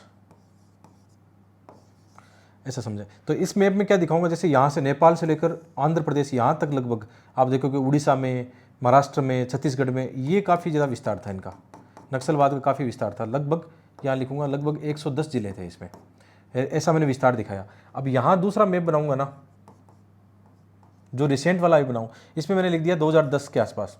ठीक है, ऐसा कई बार न्यूज़पेपर में देखते होंगे आप, 2010 में इसका विस्तार था। और यहाँ जो मैप बनेंगे, चलो ठीक है, अब यहाँ से गठा के मैं दिखा दूँगा, सिमट दूँगा, इसको समेट दूंगा, बस केवल इतना ही बचा है। ठीक है, अब 2025 लिख देंगे इसमें कि ये नक्सलवाद का इतना ही बचा है। तो ये क्या दिखा रहा है, कितना कम हो गया। तो इंट्रो के तुरंत बाद जो क्वेश्चन की डिमांड थी कि गृह मंत्री ने कहा था कि हम समाप्त कर देंगे, और 2026 में देखेंगे आगे जाके तो ये बिल्कुल लगभग समाप्त हो जाएगा, जिस हिसाब से काम कर रहे हैं वो, जिस हिसाब से अप्रोच है उनकी। अब इसके कारण क्या है, चलो मेरा ये भर गए यहाँ तक, अब मैं क्या करूँगा, मेरे पास एक ही पेज बचा है, इसका मतलब एक्सप्लेन करने की इसमें नीड ही नहीं है आपको। 3 चीज़ें पूछिए ना, कारण क्या है, तो इसमें डायग्राम से चलेगा भाई, इनके कारण क्या क्या है। कारण, ऐतिहासिक कारण क्या हो सकता है इसका, कारणों में ये जानो, ऐतिहासिक कारण क्या है। जैसे हम देखेंगे उस समय 1960 के दशक में जो नक्सलवाड़ी पश्चिम बंगाल में देखेंगे, वहाँ पे जो क्या नाम था उनका, चारू मजुमदार, क्या नाम था वो, उनके हिसाब से देखेंगे तो वहाँ से उन्होंने शुरुआत की है। और कारण क्या हो सकता है, विकास एक बड़ा कारण है, विकास या पिछड़ापन एक बड़ा कारण है। अब पिछड़ापन के कई कारण हो सकते हैं, वहाँ की भूगोल हो सकती है, वहाँ के संसाधन हो सकते हैं, वो भूगोल में आ जाएगा। या आप कह सकते हो कहीं नहीं कि सरकार की अप्रोच उतनी अच्छी नहीं थी, मतलब ऐसा कह सकते हैं, सरकार के भी इशू हो सकते हैं। और कारण क्या हो सकते हैं, और कारण बाहरी फैक्टर भी होते हैं कभी कभी।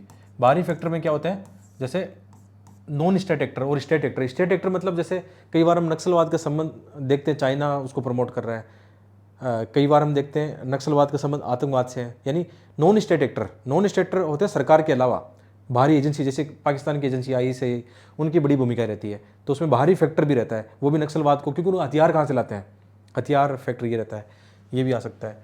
इसके अलावा अन्य कारण क्या है, विकास आ गया, पिछड़ापन आ गया, नेतृत्व है, कैसे नेतृत्व प्रदान किया है, उनकी जो लीडरशिप, उनकी क्वालिटी, उन्होंने उनको उन भावनाओं को, जन भावनाओं को भड़काया है, मतलब इसको लेकर ऐसे करके अपने पास 4-5 कारण है। वो कारण हमने फ्लो चार्ट से बताए, क्योंकि क्वेश्चन की डिमांड ही नहीं है एक्सप्लेन करने की, 3 डिमांड पूछी है।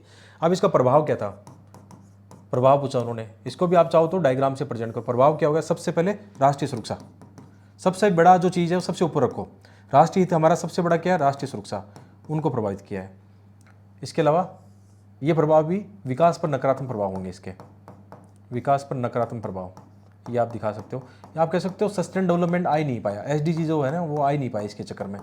इसके अलावा संसाधनों को नुकसान, आपने देखा होगा उस क्षेत्र में संसाधनों पर कैसे कब्जा किया गया है, संसाधनों पर नुकसान किया गया है, संसाधन लीकेज की समस्या आती है, तो पर्यावरण को नुकसान हो रहा है इससे, कितनी ओपन जो खाने हो रही है उनको लेकर आप लिख सकते हो, डेवलपमेंट के मुद्दे आएंगे। इसके अलावा आम जन के साथ क्या क्या समस्याएं हैं, आम जन वाली समस्याएं देखोगे आप, उनके साथ क्या क्या है, उनका कह सकते हो जैसे नॉर्मल जो चीज़ें हैं उनकी, वो कितनी इफेक्ट हुई है। तो राष्ट्रीय सुरक्षा को तो आप जानते हो, कितने सैनिकों को उन्होंने हत्या की है, कितने सैनिक कई बार देखते हैं बम विस्फोट में उड़ा देते हैं, या इनका संबंध किन के साथ में है, नार्को टेररिज्म के साथ में है, इनका संबंध है जो अपने क्या बोलते हैं इनको, संगठित अपराध है उनके साथ इनके संबंध है। तो राष्ट्रीय सुरक्षा को लेकर बहुत बड़े नुकसान हुए हमें इन चीज़ों को लेकर। अब इनका समाधान क्या है, समाधान वाले पॉइंट भी बताओ। समाधान में वही चीज़ें आ जाओ, संस्थागत उपाय क्या है, संस्थागत उपाय में सरकार, सेना कैसे काम कर रही है वहाँ पे, बहुत सारी जैसे CRPF है बटालियन, उनके CISF की बटालियन वहाँ पे है, और टेक्नोलॉजी में कैसे आजकल ड्रोन निगरानी हो रही है, सेंसर से निगरानी हो रही है, आजकल उनके पूरे डायग्राम ले जा रहे हैं, कहाँ कहाँ वो काम कर रहे हैं, देखते ही मतलब उन पे कार्रवाई होती है। फिर और प्रयास कौन से सरकार के, कैसे उनको विकास में शामिल कर रहे हैं, कई बार आत्मसमर्पण के लिए उनकी योजनाएं बनती है। आपने देखा होगा एक समाधान प्रोजेक्ट भी चल रहा है, नक्सलवाद को लेकर समाधान प्रोजेक्ट है, उसके अंदर बहुत सारे मतलब है। इसके अलावा ऑपरेशन कौन कौन सा चल रहा है वहाँ पे, ऑपरेशन मुझे याद नहीं आ रहा अभी, लेकिन बहुत सारे ऑपरेशन चल रहे हैं, उनका नाम लिख सकते हो। समाधान खुद एक अप्रोच है, समाधान स्ट्रेटेजी है। इसके अलावा सरकार डेवलपमेंट को लेकर क्या कर रही है, कौन कौन सी स्कीम वहाँ पे, रोशनी स्कीम शायद वहाँ पे चल रही है। इसके अलावा ये उज्ज्वला स्कीम, स्वास्थ्य की, सड़क की, ये सारी स्कीम काम आएगी, बच्चों को शिक्षा, स्वास्थ्य अप्रोच ये काम आएगी। डेवलपमेंट बढ़ेगा ना तो अच्छा होगा, और भागीदारी, NGO की भागीदारी, ये सारा समाधान में लेके आओ। अब बताओ इस आंसर में क्या कमी है, मुझे बता दो, इस मॉडल आंसर में क्या कमी है। ऐसा प्रेजेंट करो, थिंकिंग करो, लिखो, बस आपके सामने जस्ट लाइव ही लिखा है, आराम से मिल जाएंगे 5 नंबर। कोई ऐसा नहीं होगा, कोई भी टीचर आएगा, कोई एग्जामिनर आएगा, इसमें कोई काट ही नहीं सकता नंबर, पूरी अप्रोच हमने दिखा दी है। अब मान लो ये अप्रोच, अच्छा क्वेश्चन की डिमांड 3 नहीं होती ना, तो मैं इसको थोड़ा थोड़ा एक्सप्लेन करता, कारण को मैं 5 पॉइंट में लिखता और प्रभाव या समाधान को 5 पॉइंट में लिखता। लेकिन अब मुझे भी पता है कि मैं नहीं कर सकता हूँ, चाह के भी नहीं लिख सकता हूँ उसको, तो कहाँ फ्लो चार्ट बनाना है, कहाँ एक्सप्लेन करना है, ये आपको पता होना चाहिए।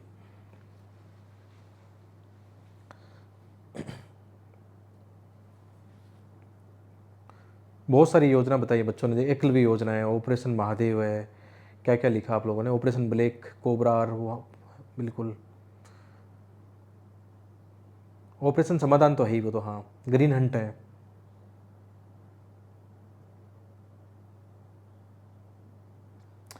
हाँ लिख सकते हैं, कोई दिक्कत नहीं है, कंटेंट दूसरा डाल देना, जैसे मैंने वही बात यहाँ ली कि वो यहाँ दिखाने की कोशिश की। हाँ थोड़ा आपको अप्रोच बताइए कि मेरे पास और भी डेटा होता तो यहाँ पे प्रेजेंट कर देता मैं, कोई दिक्कत नहीं, कर सकते हैं ऐसा।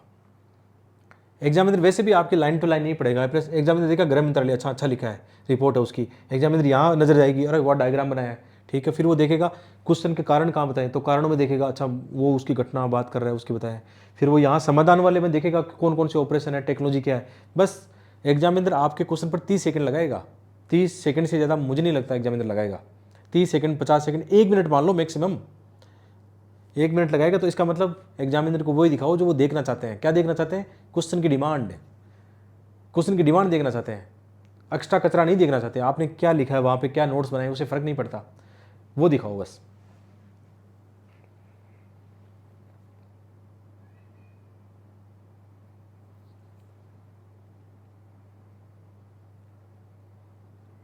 ठीक है, आते हैं वापस टॉपिक पर आते हैं।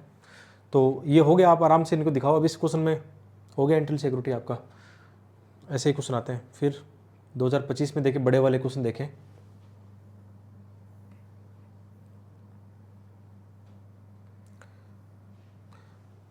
जैसे ये क्वेश्चन है, खनिज संसाधन देश की अर्थव्यवस्था के लिए आधारभूत है था, इनका खनन द्वारा शोषण होता है। खनन को पर्यावरणीय आपदा क्यों समझा जाता है? खनन द्वारा पैदा होने वाली पर्यावरणीय आपदा को कम करने हेतु आवश्यक उपचारात्मक उपाय। ये बड़ा वाला 250 करोड़ में आपदा प्रबंधन में इसको, खनन तो बहुत सारे पर्यावरणीय संकट आ सकते हैं, मानवीय संकट आ सकते हैं, बहुत सारे हैजार्ड वाले जो केमिकल्स होते हैं या बहुत सारे खनन ऐसी चीज़ें होती हैं, तो उसको लेकर ये क्वेश्चन है। ये भी कैसे? अच्छा, खनन खनिज वाला भी आपकी एक थीम में लिख लो उसको कि हाँ ये सभी आ सकता है। ये देखो क्लाइमेट वाला, पेरिस समझौता 2015 के अंतर्गत आपने एक चीज़ नोटिस की, पेरिस के इस साल 2 क्वेश्चन प्री में थे, पेरिस कार्बन को लेकर प्री में थे, मेंस में वही क्वेश्चन है। एप्रोच समझो एक बार यूपीसी की, यूपीसी कभी भी है ना अलग नहीं देखता है सिलेबस को, इंटीग्रेटेड अप्रोच देखता है। इसलिए जो बच्चे मेंस का सिलेबस बहुत तगड़े से कर लेते हैं उनका प्री रुकने के चांस ही नहीं है। मैंने कई लोगों से ये बात पूछी है कि सर हमारा 5 बार से प्री नहीं हुआ, तो मैंने उनको पूछा क्या किया था ऐसा, कि सर एक बार कोचिंग कर ली और फिर प्री का पढ़ रहे थे। मैंने कहा मेंस का आपने ढंग से सेल्फ स्टडी नोट्स बनाए? नहीं बनाए, हम तो प्री की तैयारी कर रहे थे। प्री की क्या तैयारी होती है? तैयारी तो मेंस की होती है। प्री का तो फिर डेडिकेशन होता है कि अब जब प्री पास में आती है तो फिर MCQ निकालना और वो होता है, बाकी तैयारी तो मेंस की होती है। मेंस का सिलेबस लगभग डिफाइन।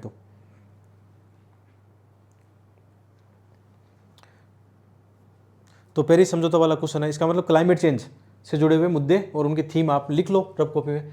भारत की जलवायु वचनबद्धताओं की समीक्षा लिखिए। पेरिस 2015 के अंतर्गत भारत की जलवायु वचनबद्धताओं की समीक्षा लिखिए। समीक्षा लिखिए जैसे उसने भारत ने जो INDC, जो भारत ने खुद डिसाइड किया था हम इतना करने वाले हैं, तो वो कितना किया उन्होंने, कितना कार्बन उत्सर्जन से लेकर जो बातें हुई कितना कम किया है। बताइए कि उन्होंने किस प्रकार COP26 में और अधिक दृढ़ता प्रदान की। आपने फिर वो पंचामृत, देखो क्वेश्चन कितना प्यारा है, वहाँ पे INDC आप समझते हो, पढ़ते आ रहे हो। INDC का मतलब खुद हम डिसाइड कर रहे हैं कि हम कितना कार्बन उत्सर्जन कम करने वाले हैं। ये हमने उसमें प्रेजेंट किया था। उसके बाद में प्रेजेंट किया था, शायद जहाँ तक मैं समझ रहा हूँ, पंचामृत वाला, ये ग्लासको वाला वो आ गया था। और इस दिशा में भारत सरकार राष्ट्रीय स्तर पर निर्धारित योगदान वही तो है, 2022 अद्यतन किया है। उसमें क्या क्या वो सुधार किए हैं 2022 में, क्या क्या वो पंचामृत से जुड़े हुए मुद्दे वो सारे आ जाएंगे इसके अंदर, उनको लेकर लिख सकते हो। ये क्वेश्चन क्यों नहीं समझ में आया? ये तो क्लाइमेट चेंज से जुड़ा हुआ कि 2015 पेरिस में भारत ने क्या प्रॉमिस किया था, क्या उस प्रॉमिस पे भारत खरा उतरा है। फिर आगे जाके जो सम्मेलन हुए दोबारा से, पंचामृत वाला सबसे ज़्यादा चर्चा में रहा हुआ, अपना जो लाइफ मिशन है उनको लेकर चर्चा में रहा है, तो उसके इर्द गिर्द लिखना है कंटेंट को लेकर। ईजी क्वेश्चन है, इतना टफ नहीं है। तो फिर उत्तरी पूर्वी राज्य में आंतरिक सुरक्षा शांति प्रक्रिया में कौन सी प्रमुख चुनौतियां हैं? अब देखो क्वेश्चन ही आपको कहता है कि डायग्राम बना दो। अब उत्तरी पूर्वी आंतरिक सुरक्षा चुनौतियां, तुरंत मैं डायग्राम बना दूंगा। किसका? नॉर्थ ईस्ट का डायग्राम बनाएंगे। वहाँ क्या क्या चुनौती है? उग्रवादी की चुनौती है, आंतरिक जो संकट आपस में हो रहे हैं, मणिपुर वाली हिंसा ये देख रहे हैं। इसके अलावा एक्सटर्नल जो फैक्टर है, नार्को टेररिज्म वहाँ पे है, नक्सलवाद की भी तार लिंक उनके साथ जुड़े हुए हैं। सबसे बड़ी चुनौती वहाँ पे कौन सी है? अवैध शरणार्थियों की बड़ी चुनौती है। रोहिंग्या हो गया, बांग्लादेश से हो गए अवैध, इसको टोटलिटी में समझो हमेशा। और क्या चुनौती है? आंतरिक सुरक्षा को क्या चुनौती है? आंतरिक सुरक्षा और शांति की प्रक्रिया में आप नेचुरल भी कह सकते हो। कई बार क्लाइमेट चेंज हो रहा है, जिस हिसाब से आपदा, प्राकृतिक आपदा आती है, वो भी एक संकट बन जाती है कभी कभी। बट मोटा मोटी कौन सी चुनौतियां हैं वो हमने लिख दी। आंतरिक सुरक्षा को लेकर नक्सलवाद की, आतंकवाद की समस्या, उग्रवाद, आंतरिक जो आपस में जो उनका चलता रहता है, लड़ाई झगड़े चलते रहते हैं, उनकी सुरक्षा है। नार्को टेररिज्म बहुत ज़्यादा है उस क्षेत्र में, क्योंकि वहाँ से वो आ जाता है। कौन सा? गोल्डन ट्राइंगल जो अफीम कॉरिडोर जो गुजरता है वहाँ से, आपने देखा। और अरुणाचल प्रदेश ही, यहाँ पे बहुत बड़े संकट है, मणिपुर से लेकर काफ़ी ज़्यादा संकट है। विगत 1 दशक में सरकार द्वारा विभिन्न सहमति पत्रों, क्योंकि आपस में सरकार ने फिर क्या किया, उनके साथ साझा शांति समझौते किए हैं, उनको लेकर ये क्वेश्चन आ गया। ये करंट का क्वेश्चन थोड़ा ज़्यादा है कि मणिपुर की सरकार के साथ या नागाओं के साथ क्या क्या समझौते हुए वहाँ पे, उसको लेकर ये किया गया है।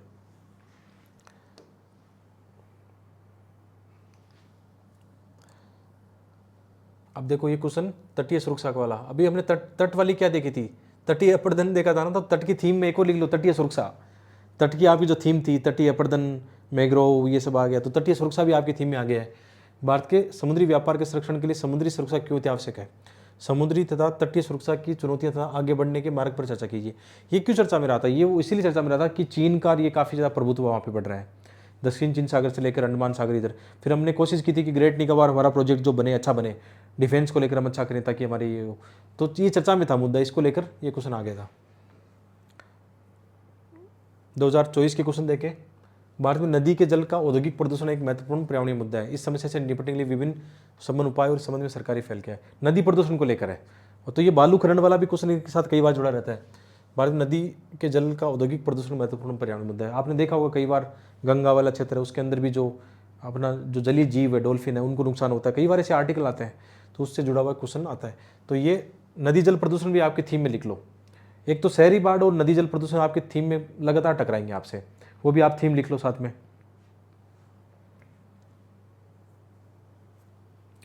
ठीक है, 2024 के और क्वेश्चन। अब देखो ये सिलेबस में साफ साफ लिखा हुआ है क्या, पर्यावरणीय प्रभाव आकलन, ये लिखा हुआ है, सिलेबस में लिखा हुआ है, और ये क्वेश्चन बार बार टकराएगा आपको। ये आपकी थीम में, इसको ढंग से पढ़ लेना, पर्यावरणीय प्रभाव आकलन। और इसको हम बहुत जगह इस्तेमाल कर सकते हैं। इसको जहाँ पे इन्वायरमेंट के मुद्दे आते हैं वहाँ बोलेंगे कि हमें पर्यावरणीय प्रभाव आकलन करना चाहिए। एथिक्स में भी आएगा तो हम इसको लिखेंगे कि हमें पर्यावरणीय प्रभाव आकलन करना चाहिए, पर्यावरणीय नैतिकता में लिखेंगे। तो ये कीवर्ड बहुत बढ़िया है, पर्यावरणीय प्रभाव आकलन को आप बहुत जगह यूज करना है इसको। ठीक है, इनकी क्या क्या भूमिका है उनको लेकर उदाहरण देके पूछे उन्होंने। सभी महत्वपूर्ण विवरणों से 4 उदाहरण देके कीजिए। भारत में प्रमुख परियोजनाओं के लिए पर्यावरणीय प्रभाव आकलन परिणामों को प्रभावित करने में पर्यावरणीय गैर सरकारी संगठन और कार्यकर्ता क्या भूमिका निभाते हैं। सभी महत्वपूर्ण विवरणों से 4 उदाहरण। अब इसमें देखो 4 उदाहरण कौन कौन से आ सकते हैं, अलग अलग आ सकता है। मान लो जैसे 4 धाम यात्रा वाला है, कोई जैसे नर्मदा जो चल रहा था वो है, पेन गंगा वाला, ये कौन सा केन और जो बेतवा का था उसमें लेकर, ग्रेट निकोबार अभी चल रहा था। आपको ये तो नए वाले एग्जाम्पल देने थे उसमें। तो उसमें एनजीओ ने इन्होंने क्या भूमिका निभाई। पर्यावरणीय प्रभाव आकलन का मतलब क्या होता है, इसका मतलब होता है कि कोई भी हम योजना बनाते हैं तो उसमें हमें ये देखना है कि इससे इन्वायरमेंट को क्या नुकसान हो सकता है, तो हम पहले से उसका आकलन कर लेते हैं ताकि हम पर्यावरणीय क्षति कम करें। तो इसके अंदर एनजीओ की इनकी बहुत बड़ी भूमिका होती है। वो क्या करते हैं, काफ़ी आवाज़ उठाते हैं इन चीज़ों को लेकर। तो उससे पर्यावरणीय प्रभाव आकलन तो और अच्छा हो जाता है, क्योंकि क्रिटिसाइज किया जाएगा तभी तो पॉलिसी अच्छी बनेगी, डिबेट होगा तभी तो पॉलिसी अच्छी बनेगी। तो अलग अलग एग्जाम्पल देके इसमें आपको बताने थे। ऐसा करके आप आराम से बता सकते हो, इतना टफ भी नहीं है। करंट प्लस स्टैटिक दोनों मिले हुए हैं। समझाइए कि नार्को आतंकवाद संपूर्ण देश में किस प्रकार के गंभीर खतरे के, ये सबसे बड़ा आजकल संकट है। मतलब बहुत ज़्यादा आ चुका है, नार्को आतंकवाद बहुत ज़्यादा गहरी पैठ कर चुका है। इससे निपटने के लिए उपाय वही ध्यान रखना हमेशा, संस्थागत, तकनीकी, कोलोब्रेशन, मीडिया, आम जनता सहभागिता, पुलिस क्या कर रही है उसको लेकर, इंटरपोल के साथ या यूएस या भारत के साथ क्या हो रहा है इनमें। तो ऐसे करके हमेशा ध्यान रखना, समाधान को ओपन एंडेड रखो। वही क्वेश्चन है जुड़ा हुआ। तो आतंकवाद और नार्को आतंकवाद आपकी थीम के अंदर जुड़ा हुआ क्वेश्चन है। 2024 के क्वेश्चन देखें।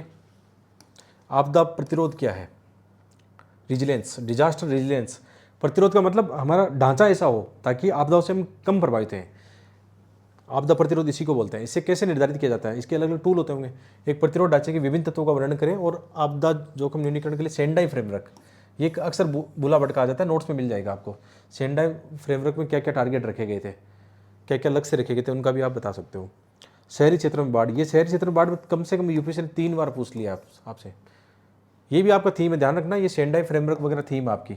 और ये भी शहरी बाढ़ लिख लो सही, शहरी बाढ़ 3 बार आ चुका है बदल बदल के। सेम कंटेंट यूज करो, आराम से डायग्राम बनाओ। एक उभरती हुई जलवायु प्रेरित आपदा, इसमें केस स्टडी भी हो सकती है आपकी। चेन्नई वाली शहरी बाढ़ आपदा में केस स्टडी क्या लिखोगे कि वहाँ की वेटलैंड समाप्त कर दिए। गुड़गांव की केस स्टडी लिखोगे तो उसका भौगोलिक ढांचा ऐसा है कि बरसात होते ही पानी एक जगह इधर सेंटर में आ जाता है, तो शहरी बाढ़ आने लगती है। गुड़गांव की केस स्टडी है। कई जगह जैसे हैदराबाद है, चक्रवात से आता है। चेन्नई में भी चक्रवात से कई बार बाढ़ आ सकती है। मुंबई में मानसूनी वर्षा है, उसके कारण शहरी बाढ़ आ सकती है। और भी बहुत सारे फैक्टर है उसके। तो अलग अलग एक इंडिया का मैप बना के उसको दिखा दो। इस आपदा के कारणों की चर्चा कीजिए। पिछले 2 दशकों में भारत में आई ऐसी 2 प्रमुख बाढ़ों की विशेषता का उल्लेख कीजिए। ये बहुत आसान था आपके लिए। एक श्रीलंका में भी एक बार, श्रीनगर में झेलम और उनके कारण भी बहुत बड़ी बाढ़ आई थी एक बार। चेन्नई का तो लास्ट पिछले सालों में तुलना कर सकते हो। साथ में पुणे और हैदराबाद का भी एग्जाम्पल दे सकते। इतने एग्जाम्पल है, आराम से उनको केस स्टडी लिखो और भारत की उन नीतियों ढांचों का वर्णन कीजिए जिनका उद्देश्य ऐसी बाढ़ों से निपटना है। बहुत सारी नीतियाँ हैं। हमारा जो ढांचा है, आपदा प्रबंधन का ढांचा, उसकी बात करो। संस्थागत बात करो ना, आपदा प्रबंधन। दूसरा बात करो वेटलैंड, इनका संरक्षण की बात करनी है। चेन्नई की केस स्टडी का एग्जाम्पल दो, उनका संरक्षण करना है। इसके अलावा डेवलपमेंट, जैसे मुंबई में क्या होता है, हर वर्षा से पहले क्या करते हैं, जो नाले नदी हैं उनको साफ करना चाहिए। जो नदी का कैचमेंट होता है उसको सही रखते हैं, खुला रखते हैं। बहुत सारे आपके पास है। टेक्नोलॉजी देखो ना, टेक्नोलॉजी कैसे, जैसे आप देखोगे आजकल टेक्नोलॉजी का मुंबई में जैसे बाढ़ को रोकने के लिए क्या करते हैं, लोग क्या करते हैं, जीपीएस का इस्तेमाल करते हैं। मान लो ना, तो कहाँ कहाँ ट्रैफिक जाम हुआ है वर्षा के दौरान, तो जहाँ जहाँ ट्रैफिक जाम होता है तो उनकी डेटा कलेक्शन कर लेते हैं वो रियल टाइम में। तो वो क्या तुरंत सूचना मिल जाती है कि इस रीजन में वाटर का काफ़ी ज़्यादा हो रहा है कुछ। तो ये होता है टेक्नोलॉजी का इस्तेमाल, जीपीएस के माध्यम से या सेंसर, ड्रोन, जो भी कर सकते हो आप इसके लिए, है ना। उसका टेक्नोलॉजी भी दिखाओ क्या क्या है उसमें। तो इतना टफ नहीं है, करंट प्लस स्टैटिक दोनों लेके आप आराम से कर सकते हो। हाँ, स्मार्ट सिटी मिशन भी दिखाओ, स्मार्ट सिटी मिशन भी लिख सकते हो। बहुत सारे पॉइंट आप लोगों के पास, कम नहीं है, पॉइंट की भरमार है बस।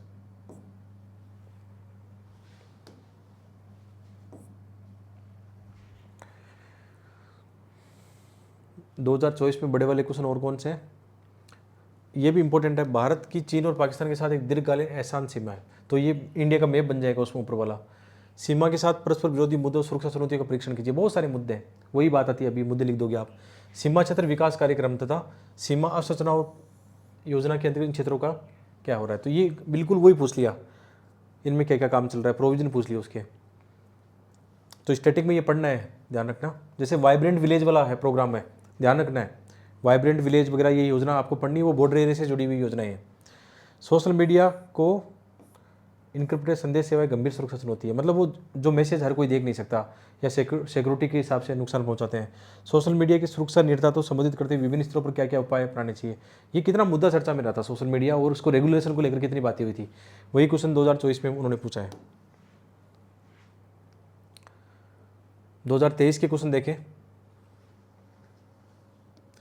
पहला क्वेश्चन है, बांधों की विफलता हमेशा प्रलयकारी होती है, विशेष रूप से नीचे की ओर, जिसके परिणाम स्वरूप जीवन और संपत्ति को भारी नुकसान होता है। बांधों को लेकर क्वेश्चन आ सकता है, ये थीम लिख लो, बांध को लेकर, क्योंकि आपदा बड़ी जुड़ी हुई है ना, कई बार खतरा मंडराता रहता है, विशेषकर उत्तराखंड। आप टिहरी बांध को लेकर कई बार चर्चा में रहता है मामला। तेल प्रदूषण क्या है, ये तो कई बार घटना घटती है, आपने अभी रिसेंटली देखा होगा चेन्नई के तट पर जो एनोर वाला इलाका है वहाँ पे ऐसा हुआ था। तेल प्रदूषण क्या है, समुद्री पारितंत्र में इसके प्रभाव बहुत नुकसान होते हैं, कितने पक्षी मारे जाते हैं, जैव विविधता नष्ट हो जाती है, ब्रीडिंग ग्राउंड्स नष्ट होने लगते हैं। भारत जैसे देश के लिए किस तरह तेल प्रदूषण विशेष रूप से हानिकारक, बिल्कुल हानिकारक है। इसके अंदर वो केस स्टडी लिखो आप, चेन्नई में जो घटना घटी थी, कितने पक्षी वो मारे गए थे वहाँ पे, और उसके रीजन बताओ, अलग अलग रीजन क्या है, रिफाइनरी वाला रीजन अलग है, कई बार जहाज टकरा जाते हैं, ऐसे करके कई रीजन होते हैं उसमें। आतंकवाद प्रभावित क्षेत्रों में जन समुदाय का विश्वास बहाल करने में दिल और दिमाग जितना एक आवश्यक कदम है, दिल और दिमाग जितना, वही डेवलपमेंट से लेकर कई सारे मुद्दे बात होंगे इसमें। इस संबंध में जम्मू कश्मीर में संघर्ष समाधान की बात की तो सरकार द्वारा अपनाए गए उपाय, शिक्षा, स्वास्थ्य, रोजगारों को लेकर, ये सब बातें आपको करनी है।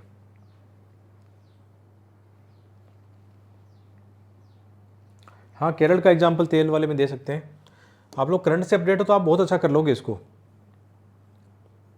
सीमा पार से शत्रुओं द्वारा हथियार, गोला बारूद, ड्रग्स आदि में देखो, इनकी ड्रोन का काफ़ी ज़्यादा चल रहा है ना आजकल, कितना इसकी पॉजिटिव और नेगेटिव दोनों भूमिकाएं देख सकते हैं यहाँ पे। तो ड्रोन को लेकर क्वेश्चन है, यानी इसका मतलब करंट को लेकर तैयार रखना। भारत सरकार द्वारा शुरू किए गए राष्ट्रीय आदर्श संरक्षण कार्यक्रम, अब वो आपका एक क्वेश्चन था ना, कंजर्वेशन से जुड़ा हुआ ये टॉपिक है, यह आपका कंजर्वेशन, संरक्षण, कंजर्वेशन। तो इसमें भारत सरकार द्वारा शुरू किए गए राष्ट्रीय आर्द्र भूमि संरक्षण कार्यक्रम पर टिप्पणी कीजिए, और रामसर स्थलों में शामिल किए अंतर्राष्ट्रीय महत्व की भारत की कुछ, इनका नाम लिखिए। नाम लिखिए मतलब इंडिया का मैप बना सकते हो, कौन कौन सी। अभी लेटेस्ट ही राजस्थान की 2 शामिल की गई थी ना, किचन, क्या नाम है उनका, मेनार, करंट में चल रही है ना, याद रखो इनको, किचन और मेनार, उनका भी क्वेश्चन आ सकता है, तो इनका आराम से बता सकते हो।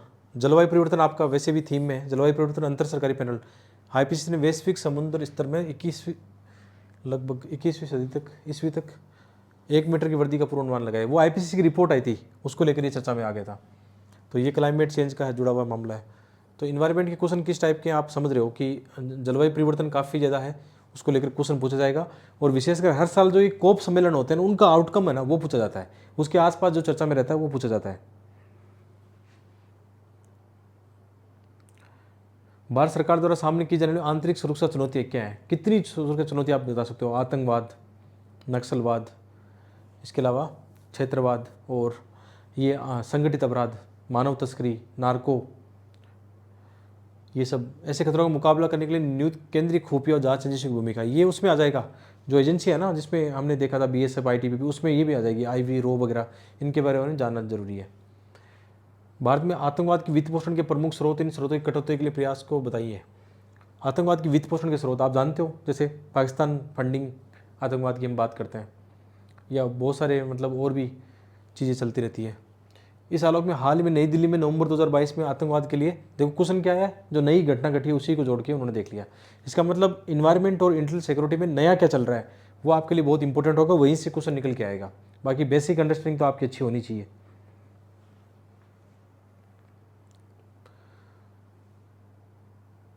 ये क्वेश्चन फिर से इन्वायरमेंट का ही है, फोटो केमिकल स्मोक कई बार प्री में पूछा गया है और मेंस के अंदर पूछ लिया इन्होंने, और इसके लिए कोई प्रोटोकॉल बनाए गए थे। तो नया जो चल रहा है उसको देख लेना थोड़ा सा। भारतीय उपमहाद्वीप के अंदर बादल फटने की घटना, ये क्वेश्चन भी 2 बार आ चुका है, बादल फटने की घटना। ये फिर GS1 में भी पूछ लिया 2024 में। ये 23 में पूछा था, कहाँ पे 23 या 22 में पूछा था, GS3 में। 2024 में कहाँ पूछ लिया, GS1 में। तो बादल फटने की घटना ये सब पता होना चाहिए थोड़ा सा। ये भी करंट में कई बार चर्चा में रहता है। जब जब बादल फटता है तो बहुत अच्छे आर्टिकल आते हैं कि कैसे कैसे क्या क्या क्रिया होती है, क्यों फटता है, क्या क्या नुकसान होता है। संगठित अपराधों के प्रकारों की चर्चा कीजिए। संगठित अपराध में क्या क्या आ सकता है, एक तो ये फिरौती मांगना, ये आता है। एक हथियारों की तस्करी आता है, ड्रग्स, साथ में जो मानव दुर्व्यापार होता है वो, ये सब इसमें संगठित अपराधों में आते हैं। आपने मुंबई की अक्सर जो फिल्में देखी है वो ज़्यादातर संगठित अपराधों पर बनी हुई मूवीज़ है।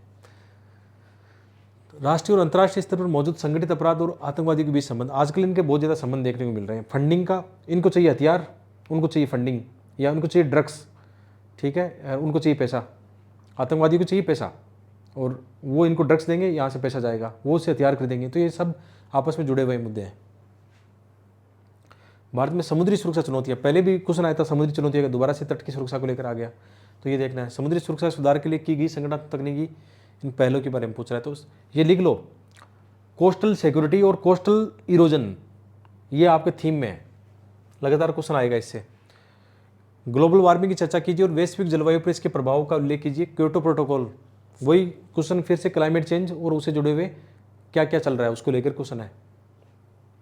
भारत में तटीय प्रबंधन, देखो क्वेश्चन देखो फिर से, भारत, ये आपकी थीम है, लिख लेना। मैं बार बार इसलिए बोल रहा हूँ कि इनको तो इग्नोर ही नहीं करना है, बार बार वही आ रहा है। तटीय प्रबंधन के कारणों प्रभाव, ये क्वेश्चन कहाँ था, पहले भी था, दोबारा आ गया। खतरे का मुकाबला करने के लिए क्या क्या टेक्नोलॉजी है। साइबर सुरक्षा के विभिन्न तत्व क्या है, साइबर सुरक्षा की चुनौतियों को ध्यान में रखते हुए समीक्षा कीजिए कि भारत ने किस हद तक एक राष्ट्रीय साइबर सुरक्षा रणनीति का सफलतापूर्वक, इसमें चाहिए स्टैटिक प्लस करंट आपको, दोनों मिला के।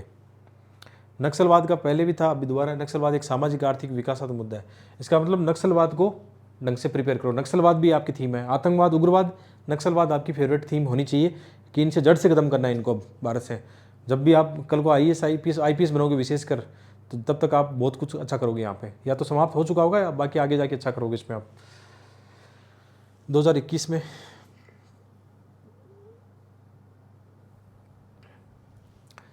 विश्व स्वास्थ्य संगठन द्वारा हाल ही में जारी किए गए संशोधित वैश्विक वायु गुणवत्ता निर्देशों के मुख्य बिंदुओं का वर्णन कीजिए। अब WHO को देख के लगेगा साइंस का नहीं, ये वायु प्रदूषण वाले टॉपिक है। वायु प्रदूषण जो सिलेबस में लिखा है उसके टॉपिक से ही जुड़ा हुआ क्वेश्चन है। भारत के राष्ट्रीय स्वच्छ वायु कार्यक्रम, जो हम प्री में इन्वायरमेंट पढ़ के आओगे वो मेंस में भी काम आ जाएगा। अब मान लो यहाँ पे भूकंप पूछा है, तो तैयार रहो किसके लिए, वोल्केनो के लिए तैयार रहो, सुनामी के लिए तैयार रहो। ये आपको हिंट देते हैं कि आपदा प्रबंधन, जैसे उन्होंने भूकंप पूछा है तो अगली साल भूस्खलन पूछ लेगा, या जैसे इस बार सुनामी पूछ लिया, GS1 में पूछ लिया, तो और कुछ जो नया क्या चल रहा है उसमें आपदाओं को लेकर वो क्वेश्चन आ सकते हैं। तो भूकंप से संबंधित संकटों के लिए भारत की विविधता का विवेचन कीजिए। अब इसके अंदर आप वो जोन वाला आराम से इंडिया का मैप बना सकते हो, जो आपके नोट्स में भी मिल जाएगा आपको। इंडिया का मैप बनाओ, पिछले 3 दशकों में भारत के विभिन्न भागों में भूकंप द्वारा बड़ी आपदाओं को, आपके पास अच्छे एग्जाम्पल है, इसमें आराम से दे सकते हो। 150 वर्ड में लिखना है। अब ये क्वेश्चन इंटरनल सिक्योरिटी का चर्चा कीजिए। किस प्रकार उभरती प्रौद्योगिकियाँ जैसे आपका चाहिए आजकल प्रौद्योगिकी में हम कह सकते हैं जैसे बिटकॉइन वगैरह ये आई है आजकल, है ना, उससे भी मनी लॉन्ड्रिंग काफ़ी बढ़ रही है। या टेक्नोलॉजी, व्हाट्सअप, टेलीग्राम, इनका भी काफ़ी यूज़ हो रहा है। या डार्क वेब से सुना होगा आपने, डार्क वेब के बारे में, ये सब टेक्नोलॉजी की वजह से है। तो इनके कारण मनी लॉन्ड्रिंग, आतंकवाद, इनको लेकर ये क्वेश्चन है। तो ये सिलेबस में भी लिखा हुआ है मनी लॉन्ड्रिंग। सिलेबस वाले पॉइंट को तो वैसे भी नहीं छोड़ना है आपको। भारत की आंतरिक सुरक्षा को ध्यान में रखते हुए सीमा पार से होने वाले साइबर हमलों के प्रभाव का विश्लेषण कीजिए। कैसे हमले हो सकते हैं, विशेषकर डिफेंस सिस्टम। आपने देखा होगा कुछ साल पहले चाइना ने भारत के डिफेंस सिस्टम पर एक हमला किया था, काफ़ी मूवीज़ भी उन पर बनी है, या पाकिस्तान कई बार ट्राई करता है यहाँ पे इनको लेकर। तो ये करंट में रहते हैं, तो उन्हीं को लेकर क्वेश्चन आ सकता है। संयुक्त राष्ट्र जलवायु फ्रेमवर्क सम्मेलन, याद रखना इन्वायरमेंट के क्वेश्चन में ये कोप सम्मेलन आपके लिए सबसे इंपॉर्टेंट है। क्वेश्चन भी कोप उसका सम्मेलन से जोड़ के पूछा उन्होंने। जलवायु परिवर्तन और इनके कोप सम्मेलन से जो चलते हैं, वेरी मोस्ट है थीम में। क्वेश्चन हमने भूकंप का देखा, देखो क्वेश्चन कैसा, थीम क्या कह रहा है, भूस्खलन का पूछ लेगा वो, कभी सुनामी का पूछ लेगा, कभी वोल्केनो का पूछ लेगा, कभी वो बांधों का पूछ लेगा, कभी वो जैसे अभी तक ये GS में नहीं आया, वो ग्लोब वाला ग्लेशियल लेक आउटबर्स्ट फ्लड अभी GS में नहीं पूछा है, ऑप्शनल ज्योग्राफी में पूछ लिया था उन्होंने इस बार। मैं पिछले 3 साल से वो पढ़ा रहा था, यूट्यूब पे भी पढ़ाया मैंने। अब वो अगले साल जीएस में तैयार रहना, ग्लेशियल लेक आउटबर्स्ट फ्लड जो विशेषकर सर्वाधिक कहाँ आती है, सिक्किम में आती है, तो अगले साल तैयार रहना इसके लिए, ये बता रहा है। ये थीम क्या बता रही है, जैसे हमने देखा भूकंप, भूस्खलन, अर्थ, ये सुनामी, ये आ गई ना, तो अगले साल ग्लोब के लिए तैयार रहना, या कोई और कोई आपदा आ सकती है उसके लिए तैयार रहना, ये हमें सिखा रही है, आगे के लिए तैयार रहना सिखा रही है। यूपीएससी की क्वेश्चन पूछ लेगा वो आपसे। भारत की आंतरिक सुरक्षा के लिए बाह्य राज्य और गैर राज्य कारकों की, वही सरकारें, बाह्य सरकारें और उनकी एजेंसियां या जो आतंकवादी संगठन वगैरह एनजीओ उनके, वो कैसे भूमिका निभाते हैं, उनको लेकर ये क्वेश्चन पूछा गया है। आतंकवाद की जटिलता, आतंकवाद एक थीम में लगातार आ रहा है, आतंकवाद क्या है, भारत में क्या इम्पैक्ट है, सब इनको लेकर क्वेश्चन आ रहा है। पर्यावरणीय प्रभाव आंकलन पहले भी था, दोबारा भी पूछा है, आपके सिलेबस में लिखा हुआ है, ये आपकी थीम है, लिख लो। जिन बच्चों ने रब मेरे साथ साथ लिख लिया ना, उनकी थीम तैयार हो जाएगी और उनका पढ़ने का नजरिया बदल जाएगा। और जो अभी मूड ताक रहे हैं, देख रहे हैं, उबासियाँ ले रहे हैं बैठ के सामने वो क्या करेंगे फिर, लिखो उनको सीरियसली। जल संरक्षण में जल सुरक्षा हेतु भारत सरकार द्वारा जल शक्ति अभियान को लेकर क्या क्या चल रहा है।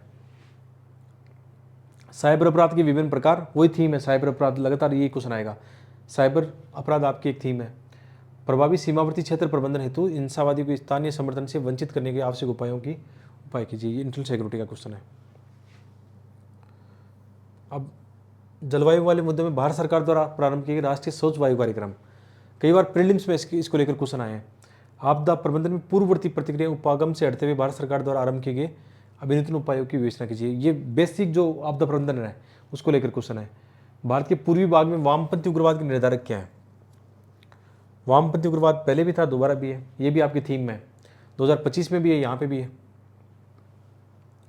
आंतरिक सुरक्षा खतरों था नियंत्रण रेखा सहित म्यांमार, बांग्लादेश, पाकिस्तान सीमाओं के आर पार, बॉर्डर मैनेजमेंट को लेकर सिलेबस में साफ साफ लिखा है, उससे जुड़ा हुआ ये क्वेश्चन है।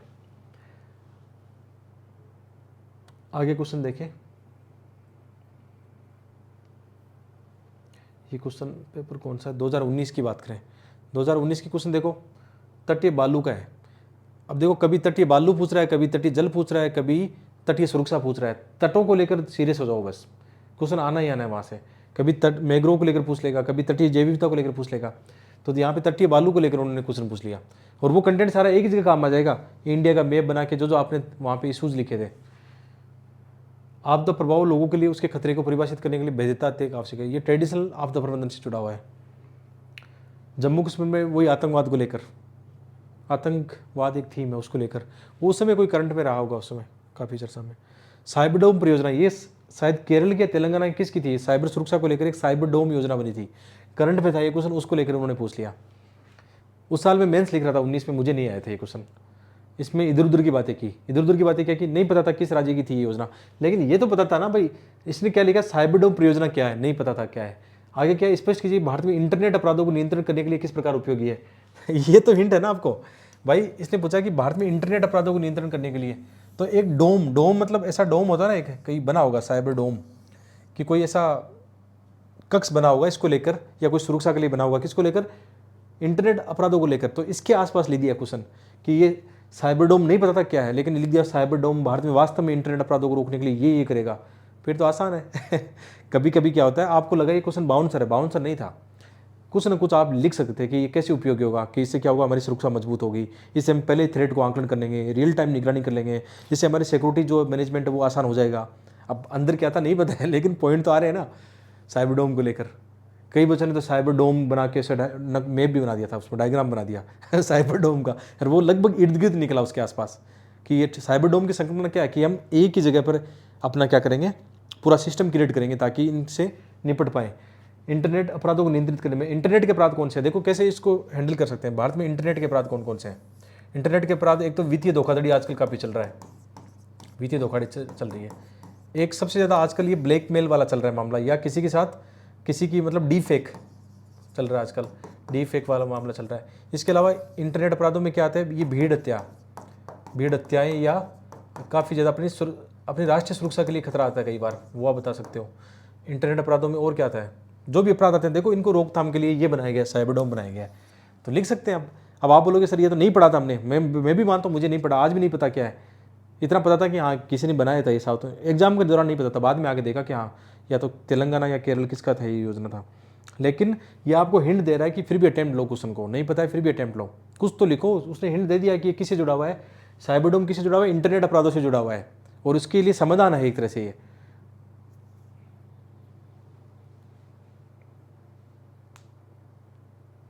हाँ धीरज, ये आ सकते हैं क्वेश्चन। वाइल्ड लाइफ ट्रैफिकिंग, ये भी इंटरनेट से जुड़ी हुई, ठीक है। गैम्बलिंग, ट्रैफिकिंग या ओके। अगला क्वेश्चन है पर्यावरण से संबंधित पारिस्थितिक तंत्र की वैन शब्द परिभाषा दीजिए। पर्यावरण से सस्टेन डेवलपमेंट, उसको लेकर बात की गई है। किसी भी आपदा प्रबंधन प्रक्रम में आपदा तैयारी पहला क्रम है। ये बेसिक आपदा वाला भी तैयार कर लेना, आपदा से पहले, आपदा के दौरान और आपदा के बाद में। और उससे जुड़े हुए जो एनडीएमए, एसडीएमए और डीडीएमए, ये क्या बोल रहा हूँ मैं? एनडीए मतलब नेशनल स्तर पर डिजास्टर प्राधिकरण है, स्टेट लेवल पे और जिला के स्तर पर। जिला के स्तर पर जब आप कलेक्टर बनोगे तो आप उसके आपके अंडर में आएगा, आप करोगे उसमें काम। जिला के स्तर पर जो भी आपदा प्रबंधन होता है। भारत सरकार ने हाल ही में विधि विरुद्ध क्रियाकलाप निवारण अधिनियम 1967 और इसमें कुछ संशोधन हुआ था उस समय, तो उसके बारे में पूछा गया है। उत्तरी पूर्वी भारत में जो वही सीमा सुरक्षा उग्रवादी घटना को लेकर बेसिक क्वेश्चन है। इन्वायरमेंट में ये क्वेश्चन भी आएंगे, जैसे वेटलैंड पहले भी आगे, दोबारा आ गया, वेटलैंड क्या है, कैसे इनका संरक्षण कर रहे हैं, उनको लेकर क्वेश्चन आ जाएगा। बेसिक जो इन्वायरमेंट है। सिक्किम भारत में प्रथम जैविक राज्य है, जैविक राज्य के पारिस्थितिक आर्थिक क्या फायदे हैं? कितना ईजी क्वेश्चन पूछा है, इतना कोई टफ नहीं है, बहुत ईजी है क्वेश्चन। ये भी अक्सर चर्चा में रहता है। जैसे ये था ना, चीन और पाकिस्तान का जो आर्थिक गलियारा, उस साल काफ़ी ज़्यादा न्यूज़पेपर में आर्टिकल थे, तो उसको लेकर आ गया था। तो करंट को लेकर जो भी हो रहा है ना, बॉर्डर को लेकर, इनको लेकर, तो क्वेश्चन आना ही आना है। वामपंथी उग्रवाद की अधोमुखी प्रवृत्ति दिखाई दे रही है, रिपीट है फिर से, जो अभी हमने देखा 25 में देखा। यहाँ पे भी ये बोला था उन्होंने कि अब उतना नहीं है, अब तो ये कम हो गया है।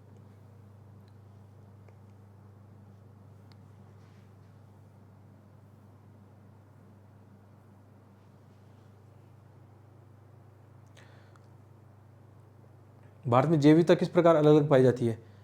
वनस्पति जात प्राणी जात के संरक्षण में जैविकता प्राधिकरण अधिनियम 2002। बहुत ईजी है इसका मतलब ये। अच्छा, ये भी लिख लो, जैव विविधता, वेटलैंड, ये भी क्वेश्चन आपके थीम में है, जो हम प्री में पढ़ते हैं, मेंस में उतना नहीं पढ़ते हैं। तो ये भी क्वेश्चन हालांकि आपके नोट्स में आप शामिल कर दिए गए हैं वहाँ पे। आपदा जोखिम न्यूनीकरण के लिए सेंडाई आपदा 2024 में था, यहाँ पे भी था, रिपीट एकदम। आप क्वेश्चन रिपीट हो रहे हैं, आप पीवाई को देखोगे तो इनको तैयार कर लोगे तो काफ़ी काम बन जाएगा। जैसे कल मेरी एक बात हो रही थी कि मेरे दोस्त टॉपर, उनकी रैंक 60-62 के आसपास है, राजस्थान कैडर के, उनसे बात हो रही थी, तो वो मुझे बता रहे थे कि जैसे हम लोग अपनी तैयारी में, मतलब मेंस की तैयारी में केवल PYQ देखते थे, कोचिंग के टेस्ट सीरीज उतने नहीं देखते थे। मतलब ज़्यादातर हम 5-7 साल के PY, 16 से लेकर 25 तक के, जैसे उनका सिलेक्शन 23 में हुआ था, रैंक भी अच्छी आई थी उनकी, तो वो बता रहे कि PYQ ज़्यादा बढ़िया है, वो उन्हीं को लगाओ बार बार, अपने स्टूडेंट को वही बोलो कि हाँ PYQ थीम पकड़ के उन्हीं पे बार बार लिखे। स्टैटिक प्लस करंट दोनों शामिल करके ढंग से लिखे तो नंबर आ जाते हैं। मतलब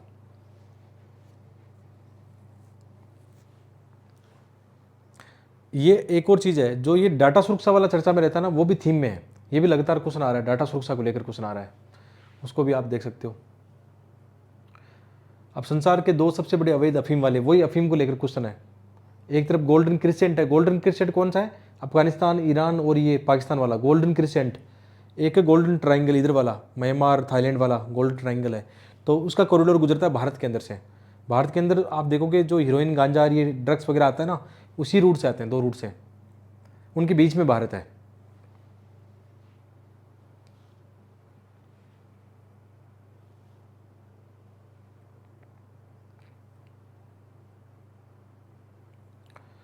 दो 2017 के क्वेश्चन देखो, बहुत वर्षों पहले की बात नहीं है, जब नदी जोड़ो एक संकलन थी, नदी जोड़ो उस समय चर्चा में रहा। इसको इन्वायरमेंट के साथ मुद्दे क्या उसको लेकर पूछा गया है। साइबर आक्रमण के सेम थीम है, कोई दिक्कत नहीं है इसमें। वही नॉर्थ ईस्ट में क्या चल रहा है, ये क्वेश्चन इसके तो बहुत तगड़ा है, मतलब बाहर है नहीं आपके सिलेबस से, एकदम अच्छे से आप कर सकते हैं इनको। जलवायु परिवर्तन का फिर 2017 में क्वेश्चन आया हुआ है, आपकी थीम देख ली होगी। सुनामी का देख लो, सुनामी यहाँ है, दोबारा 25 में आ गया GS1 में सुनामी, उसको लेकर क्वेश्चन है। भीड़ हिंसा वाला, क्योंकि ये भी तो इंटरनल सिक्योरिटी के लिए थ्रेट है, उस समय काफ़ी ये भीड़ हिंसा वाला बहुत ज़्यादा चर्चा में था। 17-18 में इतनी ज़्यादा भीड़ हिंसा हो रही थी, इसलिए चर्चा में था ये।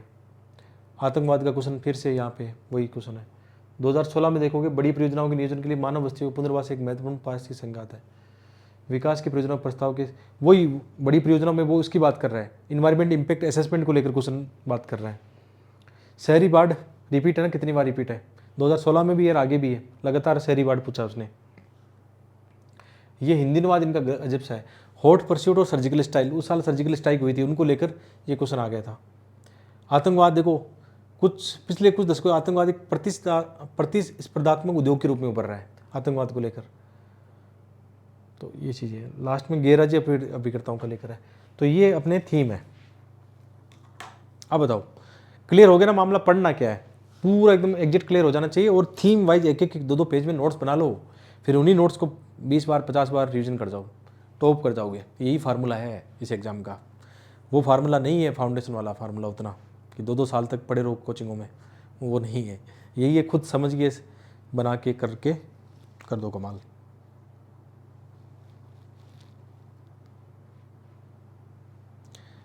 ये PYQ का भेजता नहीं हूँ कि मैं हर बार? प्रीति आप पूछ रही हैं भेज देना, नहीं भेजता हूँ मैं, हर बार सारी PDF भेजता हूँ मैं आपको। ये तो आपको कहने की नीड ही नहीं है, ये तो अनावश्यक सवाल होते हैं कि ये कर देना वो कर देना, सारा मैं अपने आप ही कर देता हूँ, आपको बोलने की नीड नहीं है इसमें। केस स्टडी में किस बात हो, कौन सी केस स्टडी की बात कर रहे हो आप? एथिक्स की बात कर रहे हो या इनमें इनकी बात कर रहे हो? जैसे यहाँ पे कोई केस स्टडी लिख रही है तो ज़्यादा बखान नहीं करना होता। जैसे आप नक्सलवाद की का समाधान की केस स्टडी लिख रहे हो, कोई छत्तीसगढ़ की लिख रहे हो मान लो ना, तो वहाँ पे छोटा ही लिखना होता है, शॉर्ट में लिखना होता है, बड़ा नहीं लिखना होता।